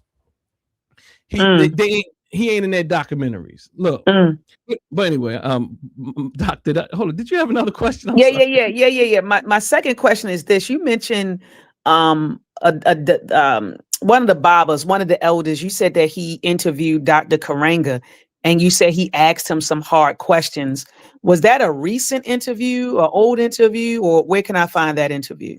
You can go to Black, at this point, is Black Liberation Media. Dr. Sundiata, the brother that I played. Yes. The clip of, yeah. You can look up some of his interviews, and he interviewed about Dr. Maulana Karenga, and you can tell they go way back. It's it'll be like me and you when we 80, right? I mean, you know, like, look, he cutting Dr. Maulana Karenga off, going back and forth. Hold up, Doc. Nah, I'm not letting you do this. You're gonna have to talk to the people, because the people been asking this question. You know. Oh wow! It's recent. It's a recent interview, Doc. No, it's about 2 or 3 years. Oh, okay. So it was probably during Kwanzaa, and he asked them all the hard questions that all the accusations and all these different things that people have said about Dr. Maulana Karenga. This dear Baba brings it up, like, look, I want you to answer it. Nope, answer it. Because in other words, what Dr. Sundiata is saying, he knows Maulana Karenga. He was a part of that time, that struggle. He know about what COINTELPRO did and all these type of things. So he wanted Dr. Maulana Karenga, in fact, to answer these things, because, in fact, he was going to answer things because they go way back, so he feels comfortable with him. So he provides a place where he knows he's not trying to just set him up in a way to make him look foolish. Yeah, right. You wasn't trying to attack him. He knew that. Mm-hmm. Okay. Well, appreciate you, Doc. I'm gonna go back to the chat and listen to the rest of the discourse. All right. Thank you. All right. Peace. All right, let me see. Mr. Harlem. Hold on, Mr. Harlem. Let me bring you up. Mr. Harlem, what it is, man? Oh, how you Mr. Harlem, good, brother? Can you hear? Hello, can you hear me? Yeah, I can hear you clear. Hey, man. You are a fascinating brother, and I mean that. I listened to one of your videos that I hadn't listened to earlier. I believe you were on your way to a medical appointment, and you were in your car, and you were given an invite to people of the FBA community, I believe, to come down and have not necessarily a debate, but a conversation. on FBA and things of that matter. Am I correct? Yeah, absolutely. Yeah, because, and in my mind. And the reason was because I was looking at my man Ted and Sincere to Love the God, and some others on Sincere's platform saying that FBA don't want it. I mean, what is it called? Pan Africanists or people who subscribe to Pan Africanism don't want to sit down and talk to him because they would tear him up or something like that. And I've invited my dear brother Ted to come down to Baltimore on the very panel that Dr. Mayat was on. And he never got back to me. You know, I mean, he saw the invite, but he didn't get it. All I'm saying is don't be faking. I mean, I don't think that was Ted's intention, just to be honest with you, because I really think Ted, like for real, I talk about Ted, but I do think Ted is genuine. I just don't think that he's clear. I'll be honest with you. So I don't think Ted is clear. I think Ted is genuine though. So I can't say that about a lot of people. Like I told you last week, we was disagreeing. I can tell that you're genuine as an FBA'er. You know, I accept and I appreciate you. Yes, Thank sir. Yeah. Okay, well, allow me to be perfectly clear.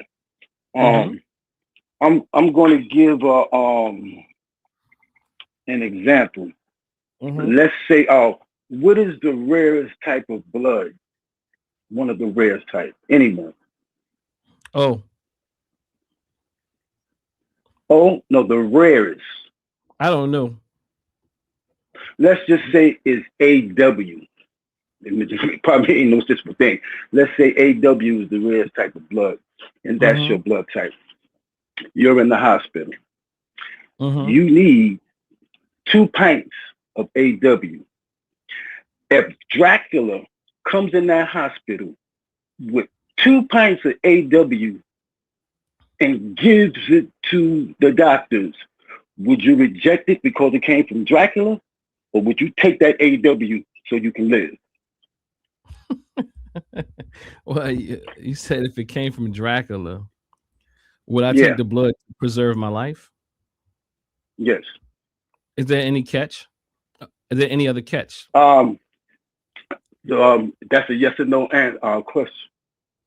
No, I'm asking you because the blood could be contaminated. You asking me, let's just remove any obstructions to getting you well. But Dracula somehow found it in him to bring this AW that you need to live healthily, right? Yes or no? Yes. Would you take that drug? I mean, that would you take that blood? All right. So if it's only healthy, I would take that blood. Okay. Now my point in asking you that question is this, and I don't put the cape on for people, but I'm putting the point across that's more valid, I think.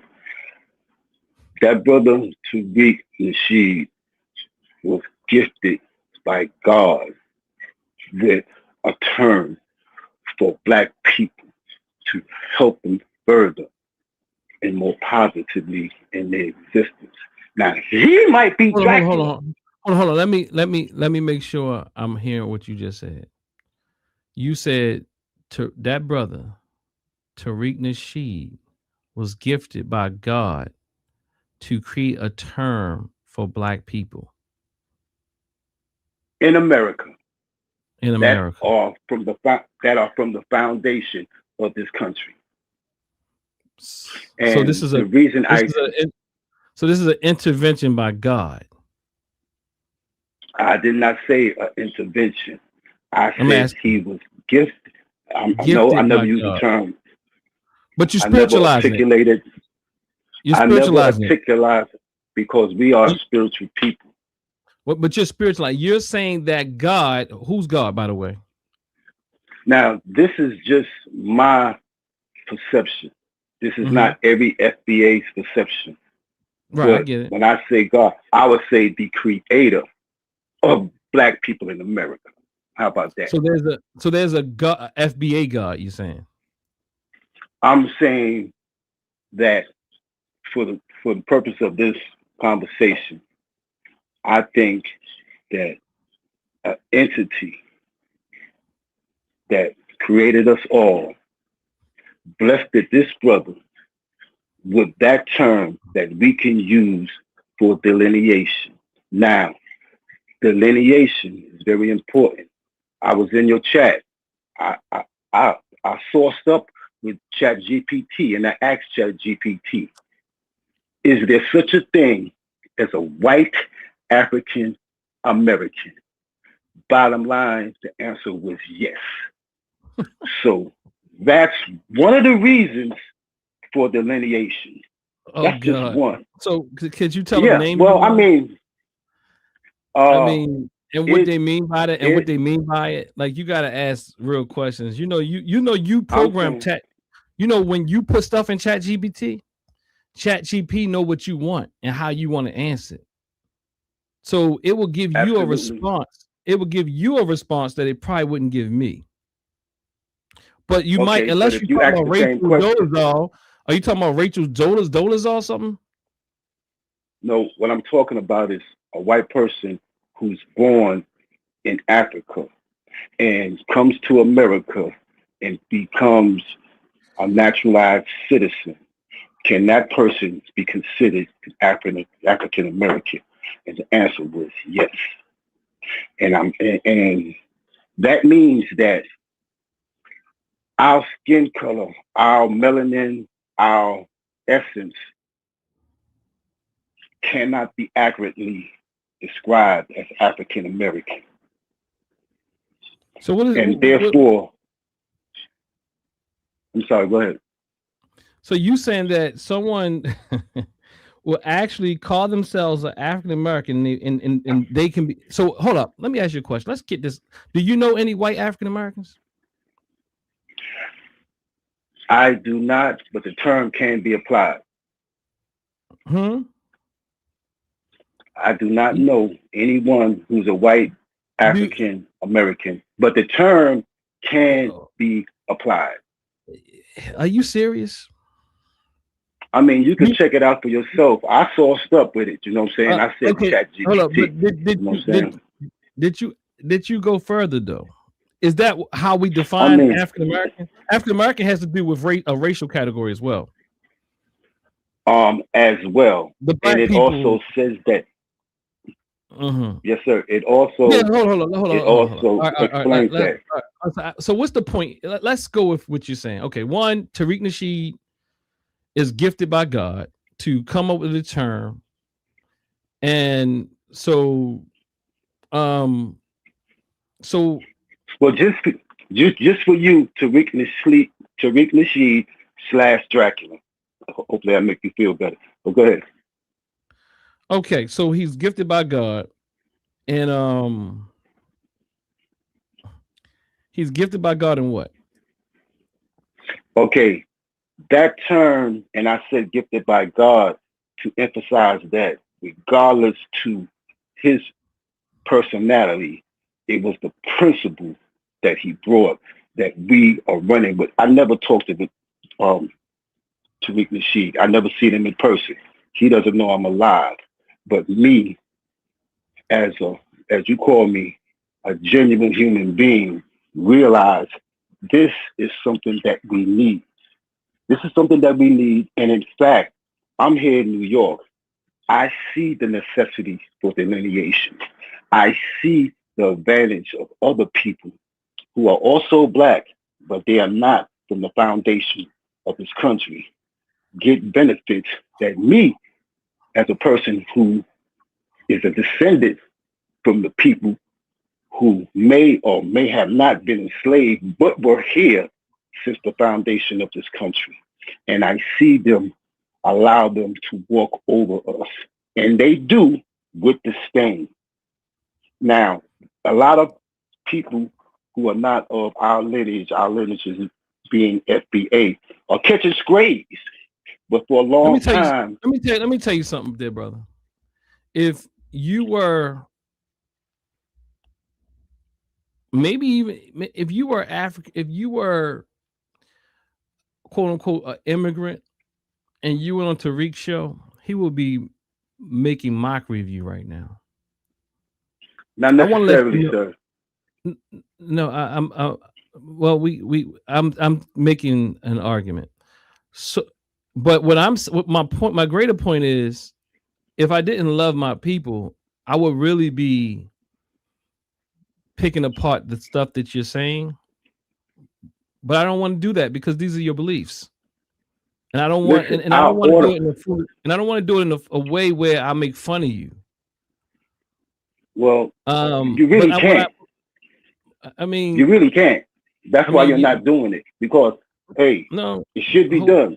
It should be done. Pick it. Go ahead. No, I'm not. But what I'm not going to do that, brother. But what I'm saying is because you can't, brother. Because you can't. You cannot do it because what I'm saying is logical. I'm giving you logic. So so tell me what anything you said, what it has to do with anything. Because you're not like, I don't know what you're saying. You're saying a whole bunch of stuff, but it's not really like, tell me what you're trying to say. Like your experiment from Tariq Nasheed being gifted by God, and then you go to a white African American, and then you go, maybe it's not in practice, but you can be. Then you go to, I got lost on the other part. I start checking my emails, but what I'm trying to say is, I'm just trying to figure out what you're trying to say here, my dear brother. And I'm not going to, and I'm really being honest. Like what you're saying is good, probably good for like clips. Like I didn't make a clip of you last week. I mean, I might make a clip of you, but it'll just be because you saying what you said, but I won't be making fun of you. But the things you say are bizarre. I understand, my brother, and I understand also that you have a channel. And you have a channel. I'm going light on you. I'm gonna go light on you, okay? No. I want all the smoke. I want all the smoke. Because brother, I understand. But no. I want all the smoke because I understand. I have a handicap. You have I'll give you a handicap because I understand I understand my level in comparison, and this is from a real sense. Like you think that you're like, go ahead. No, what I was saying was this. I texted you. Well, in the thread line, you see what I said when you tested me. Giving. Well, I was in the thread line, and in it I said that. Hold on. What's the thread line? The chat line. The chat line. You tested me. In the chat line, I was chatting. I was in the chat. Oh, okay. It wasn't nothing to do with me, though. No, sir. No, sir. Okay. No, sir. Did you hold up? My point, brother. Now, brother Harlem. Before you call up, now I'm going to be a little funny this time. You got to make sure you ain't drinking. Are you drinking? I don't drink. I don't smoke weed. I don't smoke crack. None of that shit. Well, good. I smoke Newports, though. I smoke Newports. Make sure you don't have that Newport buzz right before you call.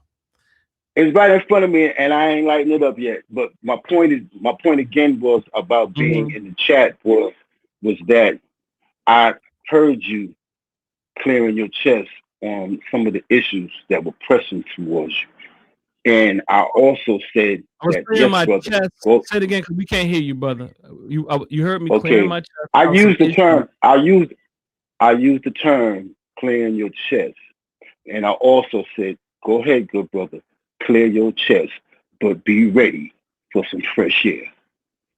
Oh, what does that mean? Now, that means that there's going to be some blowback, and I'm going to be respectful to you. And when I said that God blessed it, that brother with the term, it's not just me who says that. That's an ever-growing term that people who used to identify themselves as African Americans are now using instead of, which is foundational Black Americans. So that is a term that's more than. Are you saying that you're not the only one that's identifying Tariq Nasheed as sent by God? No, sir. Those are just my words as far as that concerned. But as far as the identification is concerned, the identification with the term foundational Black Americans there are people who are like myself, never seen him. Oh yeah, people never are using it talked to him, without a doubt. and- Without a doubt. I mean, I'm trying to figure out what you're challenging me on, though. It's nothing like you're not really a no, challenge. it's not a challenge. Like, hold it's up, not hold a up. challenge, my Hold up. brother. I mean, I always struggle with this. You can't tell when somebody is stronger than you in things. Like, you really think that you can compete with me? I'm being real honest here. Like, you really think you can do that? This is a very genuine question. The answer is I'm not really trying to compete with you, brother. But what I do see. No. I asked you a question. Like you said, yes or no. Do you because you're saying some stuff with your chest, and I'm asking, do you really think if I was really to turn it up and you was to turn it up, that you will be competing with me? My aim is not to compete with you. No. You said this it. Is you not, said this it. is not. I told you I don't No. want to. You said that you taking it easy on me. I want you to come hard on me. If you came hard on me, do you? That was a response. Hmm? That was in response to what you said. That was the only reason I said that. That was in response to what I said. That's why I'm asking you. Well, on this particular subject, it is clear to me that you have a bias for Tariq Nasheed. Now, to me, that bias is inhibiting you from understanding the full scope of what a foundational Black American no, I've studied foundational Black America. I could teach you about foundational Black America. You don't know what it is. You don't listen. I'm one. I'm not three. Whole family. It's my first slide. As I said, you can identify as you will. It's a very apolitical, backwards framework. But I get why you would want to do it. I do get why you would want to do it. But it's not what you think it is. But Mr. Harlem, I thank you for calling up, brother. That's not fair, but thank you. Maybe we'll talk again. And I appreciate you taking my call. Yeah, matter of fact, come with a PowerPoint. Let's do it. Let's have a talk next time. Like, have it thought. All right. I'll do that. I'll do that. And what you do is rewind what I said. Okay, I will rewind. And then say that I was incoherent. But if you say that, you would be disingenuous. I'm not sure if I was saying you completely tired. I'm not sure if you completely hear it, but I will say there's a lot of mythology here. But peace, brother.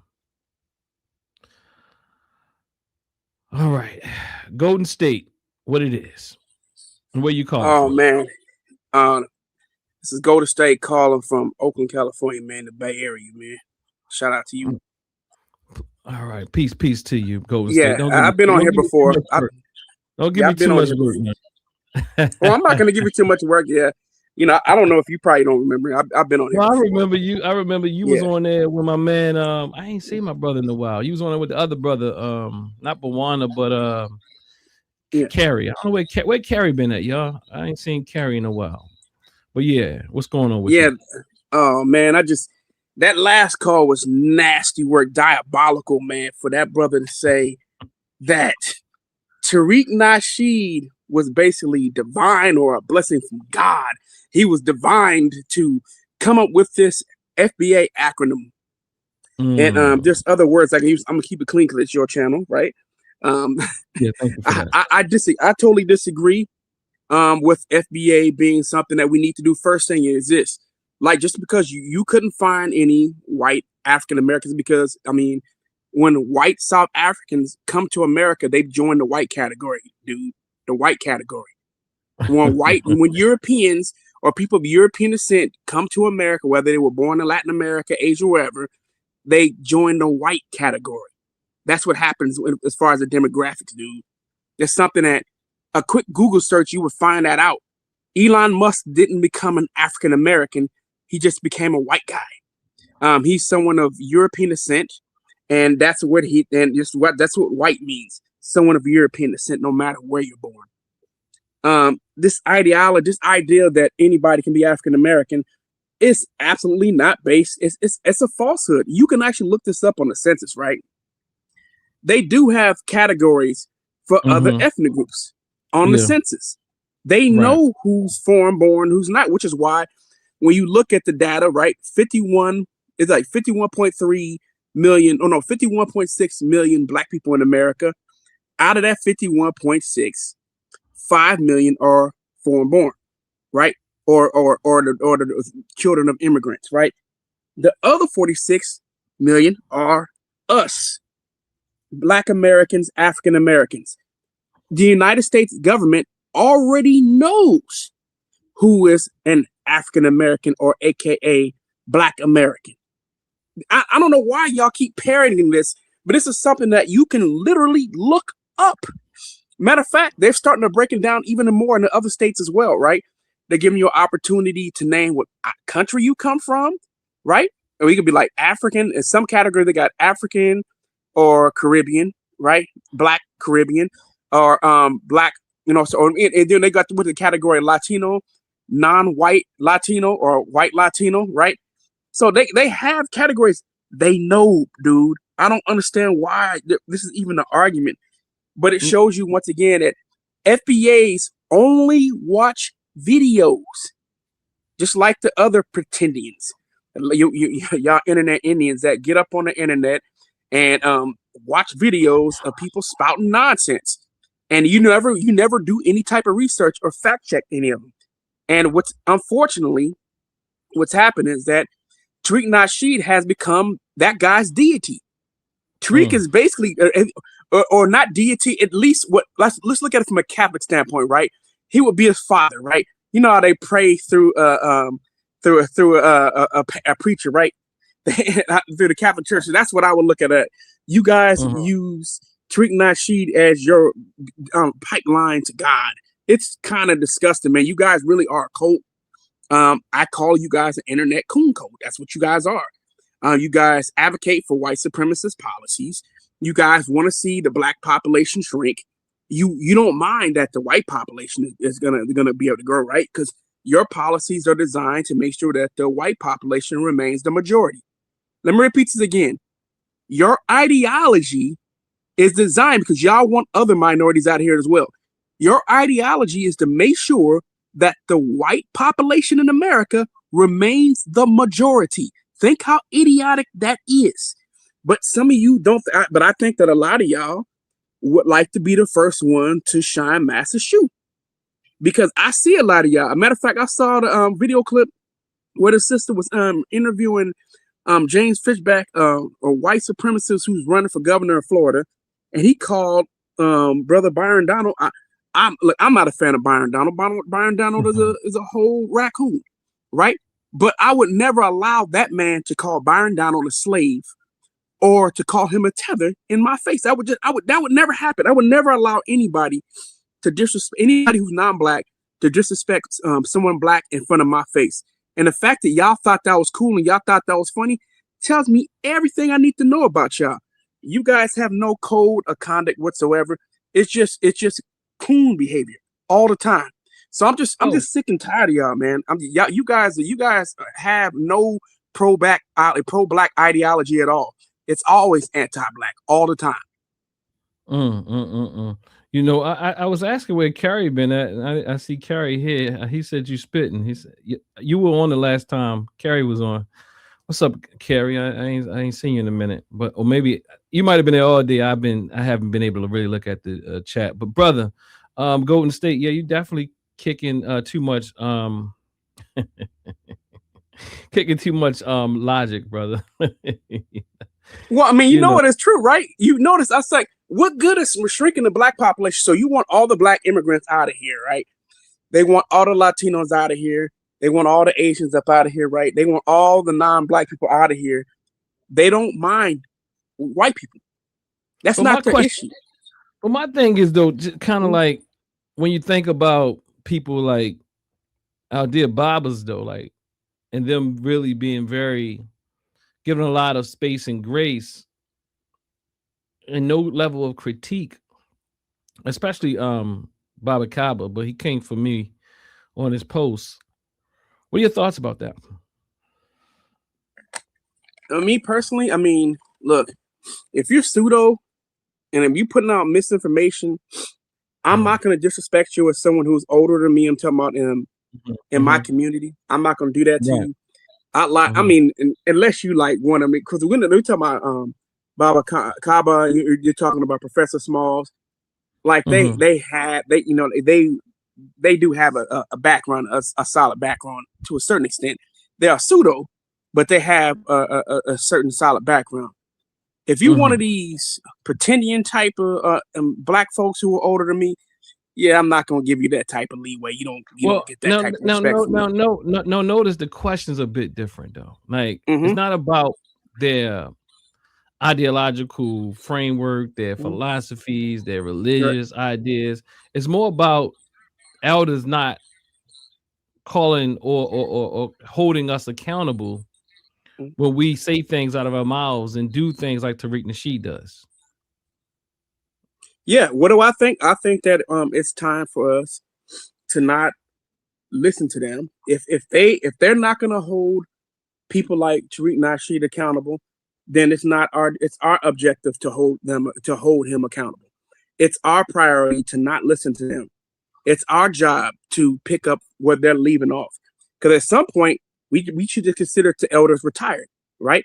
If they're not capable of doing the job anymore, then it's our job, right? Somebody has to do it. So that means that we got to do it. So I think we just consider them retired and we do the work. That's my opinion. Because I don't think that we should consider them as elders in activity. We consider them elders in retirement, because if you are advocating for something that hurts the community, then to me, you're someone that I can't listen to. So in order for me not to disrespect you, I'm just going to consider you in retirement. Yeah, I get that. You know, especially when you pass your season. Exactly. You pass your prime, right? Everybody gets past their prime at one point, right? At one point, you can hold. At there's one point in time where you're in your prime and you don't miss, right? And then there's a time where you get past your prime and you still playing. You know, we've seen. I'm gonna use an analogy for a sports analogy, right? We've seen Willie Mays out there hanging on, right? We've seen so many stars hang on towards the end. We saw Shaq towards the end, right? We saw all these different types of athletes who were hanging on towards the end and they were looking bad out there, right? That's not, we remember them in their prime, but towards the end, what we got to see is not what you want to see. You don't want to see an elder hold on too long. So I think it's our job to retire them and to pick up the slack. Yeah. I mean, and I appreciate you asking the question, answering the question, because of course, I think it's something to think about. I have no beefs with, like, no personal beefs with either one of these elders that I spoke about today. I am just calling for them to be more accountable. Now, how they respond to me does tell me a bit. It will dictate, and not, to be honest with you, again, this is not about Baba Small so much. Although I do think Baba Small has been guilty of a lot of these things, but I see the struggle, and I have heard him critique and backslide and critique and go around circle. I think he needs to be more direct. I think Baba Kaba needs to be more than he hasn't even gotten to any. He hasn't even approached being direct. I mean, or saying the things he even backslide on. He's protective of Tariq Nasheed for whatever reason that is. He became very defensive in his response to me. But anyway, anything else before we wrap this up, there, brother? Yeah, man. Let me just say that once again. Yeah, FBA. Look, man, it's not a real thing. This is an internet cult, and it's unfortunate that so many of our brothers and sisters have been radicalized online, right? And there's so many also other grifters within that group, right? That spout out a bunch of nonsense, that seek out rage bait content, right? In order to sell, in order to continue to feed the cult, right? So they need for Black immigrants to say something out of pocket, right? So it'll be someone who's African, someone who's from the Caribbean, or Afro-Latino or something. One of them will say something out of pocket, but that justifies their hate towards those towards non-Black Americans, right? They need that bait, right? And that's what it is. So when you see the Haitian sisters say, you dirty African Americans, right? Like they need content like that. They need it. They need because somebody said again. Did you see my video of the Haitian sister? No, I missed it. All right, let me to check it out. Hold on. This is No, I got my own. That's what. What's going on? Where you from? You already know. Where you 80. from? Haiti. You think Black Americans are dirty? No, not at all. You see that sister they got up there? Yeah, I saw Who her. are you with me? My brother. Oh, say it again, son. My brother. All right, look. See, she been saying that forever. How long you know me? 33, 32 years. All right, there you go. You see it? Look at That's it. right. Hey. Don't spin for it. I don't want you to get in no trouble. Okay, now. It's a Diaspora event, right? I ain't messing with these two. They might tell me I can't put it online. they be like, I need a release. So, and you know that makes sense, bro. No, that makes sense because I'm from a boxing community, right? In my boxing community, we have Afro-Latinos, Afro-Caribbeans, and Africans, and of course, Black Americans. We're all in the community, and what we do is we defend and we root for Black fighters. So we have Haitians in our boxing community. So when if there's one Haitian lady that says something, we isolate the one person. We don't generalize the entire community. If a Black American says something bad, we isolate that one Black American, right? We don't sit there and go after the whole community. So we know that there are individuals who are problematic in every community. That was me talking, right? That was me on the other side of the camera. Absolutely. And she said that. Who did she say she was to me? I was to her. She said your brother. She said you're her brother. Yeah. Yes, I agree with that, bro. I've known her since I was 15 or something like that. Yeah, 14, 15 years of age. The brother next to us is a Jamaican brother. That's my brother-in-law. You know, I mean, the diaspora was in the place to be. And my mother at my mother's my mother and mama-in-law's mama-in-law's 70th birthday party. What I'm saying is we are family. I'm talking about real family. I'm just showing you, like, if you show one clip that says a Haitian lady said this, all I need to do is show one clip of one saying something different. I mean, if that's all it takes. But we have that. Guess what? So on TikTok, guess what happened? There were multiple lives. There were multiple lives of Haitians calling her out. Oh yeah. And did you know what? And there were FBAs. You know what? Some of the FBAs were getting mad at the Haitians. Yeah. Because they were calling her out. I said, wait a minute. I thought this is what y'all want. Y'all said that because y'all always say that people in the Black immigrants don't call out their own. You're getting multiple lives of them doing just what you said that they don't do, and you're not happy because you don't get your rage bait that you want. No, you can't make FBA happy because they're the ones who say, oh, they don't consider themselves Black. And when they say they Black, they say, no, we the only Black people. Yep, that's exactly what they do. Oh God. And then they're like, hold on, you know what I told? Mm-hmm. You know what I told FBA? You know what I told FBA one day when I was trying to explain to them? They said, well, you know, Black, you know what I'm saying? It's an ethnic group. I said, well, there was a time, right, where Black would be considered like an ethnic group in America when we were like almost like 99% of the population.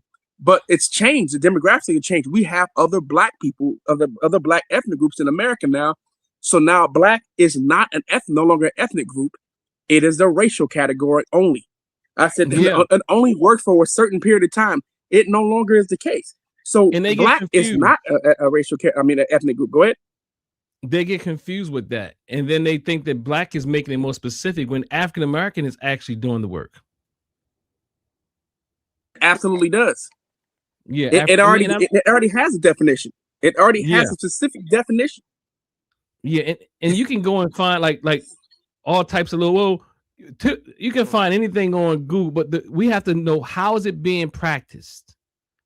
How is it being practiced? How is it respected? And then they get confused because when they think about the census really, up until more recent, really was worried about racial category. So when they see black and African American, they don't really care about collapsing it. They just want to know if you're black or white. So people see, they don't use their reasoning, and we don't know how to compare things in a way that is appropriate. But I always appreciate you calling in, because you're a very knowledgeable person. Let me ask you a question real quick. Let me ask you a quick question real quick, right before I go. When we look at the white category, right? Mm-hmm. When white people come to America, are white people sitting out here worried about whether somebody came from Scotland, whether somebody came from Russia, whether somebody came from Italy, whether somebody came from the Netherlands, whether somebody came from Latvia? They used to, but when they tried in an attempt to maintain power, they collapsed it. Oh, I know. That's what I'm talking about. We're talking about currently right now, right? Yeah, right. We're talking about right now. No, we know the history of the Irish and stuff. I want to be very specific, because I want to show that we want to do the opposite. Absolutely. We don't have to follow them, because right now what we're doing is following how they used to, quote unquote, demonize other groups, right? When they first came in, they hated the Jews, they hated the Irish, they hated the Italians, right? But eventually they broadened that, because when they wanted to get their numbers up, they started expanding what white was. Because at first we know it only meant white Anglo-Saxon, the Angelicans, right? It meant those people. But over time, they said over time, oh no, we got to expand this. We got to include all these people. Someone European. Look, you make me think about the whole idea. Okay, if Elon Musk says he's an African American, then what? Can you tell me what the significance of that is? Like, let's say he did. Let's say Elon Musk is considered African American. Okay, let's say he is. What? What does that do? There's nothing. Not a thing. And people gonna respect it? Nope. Like, can you imagine Elon Musk going around saying he African American, and African Americans and other black people not being up at all about that? Absolutely, we would go crazy about it, because if that's the case, Charlize Theron, right, who's also an actor who's born in South America, you never heard her calling herself African American. They can't even deal with Kamala. Come on now. They know Elon Musk is considered African American. Come on, look. And then they get mad at Kamala Harris, who actually grew up in my city, in Oakland, California, around black folk, and they over there demonize her like she didn't grow up around black people. Y'all act like this. She went to Howard University. And the other thing is, people have to realize that social constructs all social constructs are fluid to some degree. But there's a standard way of operating in that they actually are used in practice. Also, what FBA, again, is a very unique type of quote unquote ethnonym. They're acting like FBA is what everybody else has done already. No one, maybe you can find something, but no one from my knowledge, and it's not standard practice, has anything equivalent to FBA in any other country. Like you might have some people starting to do something, but there's it's messy all around, because even in the UK and places like that, you have a large Caribbean and African population that and the reason it's a very interesting thing. In Canada, the same thing. If you go to Jamaica at the several gym, they might say you from foreign. Or different. So what I'm saying is, there are always ways that people differentiate, but they're not necessarily saying, okay, let's gatekeep, let's put this into practice, let's do all this to separate us from you, because we're going to gatekeep this. And I'm not saying I wouldn't even have a major problem with it if they weren't anti-Pan Africanist, anti-African, Afro-Caribbean. Although, again, I think they can debate the ethnic groups, the migrants. Although they'll have weak arguments, they definitely cannot. Maybe Baba Kaba, and maybe the other two people who say that they FBA and Pan Africanists, who are misled and misunderstand and are not utilizing their leader and philosopher and framework creators Tariq Nasheed's definitions. might think I can't that. push back against you real quick though. There is a movement coming out of the UK right now from Windrush kids. I don't know if you heard about it. I call them FBA UK. Right, they have the same ideology. I did say perhaps, right, something starting up now, you know, but there's nothing really. But what I'm saying is there's nothing in law. No, it could be something. It's nothing like what they're like. People are going to start doing all types of stuff now, but there's not. Okay, but what you said, the UK what? I call them FBA UK. They're xenophobic. They hate Africa. Some of them claim to be indigenous to the Americas. I know some of the FBAs have been going over there having conversations with them as well. Oh yeah, you didn't know about the Windrush kids claiming that they are the real Arawaks and Tainos. Oh yeah, that's been going on for a while, right? That's just FBA extended, brother. Oh, it is FBA extended. That's right. I call it FBA UK. That's what I call it, FBA UK, right? I'm saying so. This is. I feel like that's like a response. Like what I'm saying is, there's nothing in. Like when you go in most places, like I said, most places, maybe I might not know everything, but there's not anything really respected as such. I'm talking on a real level. What FBA is doing, maybe others will follow, but there's nothing like it before now. It might have been. It may have been something, but I'm saying it's not standing. It has not been influential. It's not still going. Like, yeah, maybe you go ahead. You about to say something? No, I think I know I don't want to hold you up, but I don't think FBA is going to go as far as it thinks it is, because once again, they don't really have any plans, right? It's just being ignorant on the internet, disrespecting people, making fun of people. They don't have any type of legislation. They're not trying to run for office. They don't want to vote, right? They're not trying. You know what I mean? They're not trying to get any piece of legislation passed, right? They don't have any real history. They can't go to court claiming to be indigenous to the Americas. They'll be laughed out of court. Like, what's the name of that group? What's the name of that group again? Can you? I need you to send me. Put that in the chat, or send me something. I need to write that down. Hold on. I want to look. I call them FBA UK. What's the real name though? I can. They're the Windrush kids. So they're on TikTok. It's one lady who's her channel's been growing fast. Her name is spelled this way. I'm gonna put it in the back chat. How long they been around? Oh man, they've been around now for a few weeks now. And man, check this out. Her channel, right? Hold on, listen. Listen to this. A few weeks though. Yeah, I'm saying for at least I know about it for a few weeks. It's probably been around longer than that, right? But I'm saying this. When I came across her channel, right? Because I tried to get on the panel and tried to push back and stuff. She didn't allow me to get up there and say nothing. But all the FBA and loonies hopped up there claiming that they're indigenous, and then some of the Arawaks, Windrush kids got up there, from America. So they were uniform. They were creating this what I would call international FBA nonsense, right? And all of them bragging about the history. They said, you guys should keep over there too. You guys don't want no Africans. They're trying to bring them. They're trying to make you guys, trying to turn you into pan goofies too. I know you don't want to be a pan goofy, right? Let me be clear though. Let me be clear. I'm saying people got all types of stuff. There was a new cult just started a few minutes ago, but there's nothing that is very strong. Nothing that's recognized. These things have been debated all the time. I do know that. And no, I would just say though, about her numbers though, when I went in there the first time were 62. When I saw her this weekend, she had 13. She had 1,300 people in her live. About her though, I'm just saying that people have always fought for these things, about these things. Absolutely, people are still fighting. It's not, but FBA is, but none of these things are like to the level or what they have not obtained that which FBA is looking for. This is a new thing. I mean, I'm not saying nobody else has tried it. Don't get it twisted. I'm just saying it's not a real thing. It hasn't happened. I don't think FBA is going to happen. That's what I'm saying. Yeah, no, FBA is not. It ain't going nowhere. That's what I'm saying. So let me be clear. I'm saying FBA is not going to happen. It's just going to cause a lot of confusion.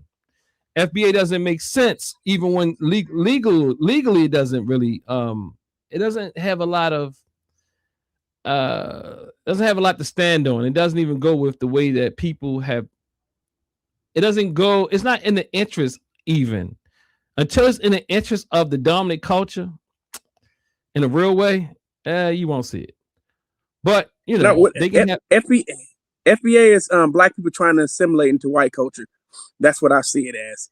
And I'm gonna leave you on that one right there, bro. But I see FBA is black people trying to assimilate into the majority population, and it's something that our people have never did. We've always. And I'm ashamed. Been I'm ashamed. And before you go, and I'm ashamed to say my elders have fallen for this, and they poking their chest out about it, and then coming at me with some sideways on my social media when what I put out wasn't like as if I was attacking them.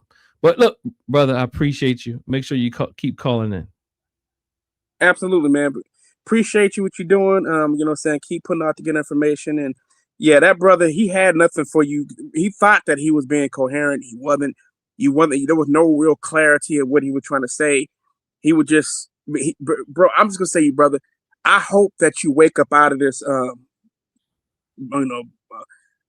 I hope you wake up out of the coma, bro, because you are really, really deep in it. The way that you're talking to normal people, to normal, clear thinking people, we don't think you sound rational or reasonable. You don't like you have no rhyme or reason, bro. You sound totally illogical, totally irrational, and I hope you replay your conversation with brother Asar up here, and listen to yourself. Listen to it clearly, and try to be as objective as possible. And tell me if you think that you sounded reasonable. And if you think you sounded reasonable, I don't know if there's any hope, but I'm hoping that I'm wrong. Tariq is God sent. That's what the brother said. That's a sad. It just tells you how much more work we have to do. But you know, it is a real thing. This is more of that. We are looking for saviors. Said that Tariq is in that category for some. Brother Golden State, I say take care, good brother. Have a nice one. You too, brother. Peace. Family. That wasn't, it was. I'm gonna come back on this, but again, this was a break it down. This was a bit of a break it down, but as I said, I took a detour a bit. I covered exactly what I wanted to cover as far as this whole idea of Tariq being compared to Malcolm X, him being compared to the flower coming out the concrete, not judging the condition of what the person went through. No one's judging what Tariq has been. We are judging, if we want to use that word, what he is now. If the elders, I'm sorry, can't see that, and I know for sure Baba Smalls can see it. If Kaba Kamene can't see it, and if he does see it, it's challenging to me, because if he does see it, he's fronting. If he doesn't see it, he's blind. And that right there is not eldership, at least in that category. Maybe he can tell me how to say Metaneter, but he ain't leading me nowhere. Family, I appreciate your time. Make sure you subscribe, like, leave comments in this video. Put the red, black, and green in there. And I have no malice in my heart for Baba Kaba, nor his son, nor anybody else I put up there. I just think that they've been coming strong for years. Even my dear brother Ted, he said some insulting things about, if you don't understand delineation, Still my dear brother. And I really believe Ted is genuine. I say that to be honest. I don't say it just because I know him. because I know him, I say it. That's the truth. Like, because I know him, I speak to it. Let me say that. I just think he's got to deal with that stuff. You know, it's something. There's a blind spot going on. You know, but make sure you share this video, subscribe to this video, and leave a comment. Until next time, family. I'm out. I don't know if I'm out, but I'm out. When you claim you're Africanist, you're going to get your mind back. Generalized black woman is doing this and being this. That is that is irresponsible. No, when you claim you're Africanist, you're going to get your mind back. Showing me, Black and proud. Claim you're Africanist. Because I think that if when you claim you're Africanist, you're going to get your mind back. a page, what is the status of people who have FBA? When you claim you're Africanist, you're going to get your mind back. That's why I was laughing, because I am claim you're Africanist. I'm not saying the framework doesn't do a thing, but become a part of.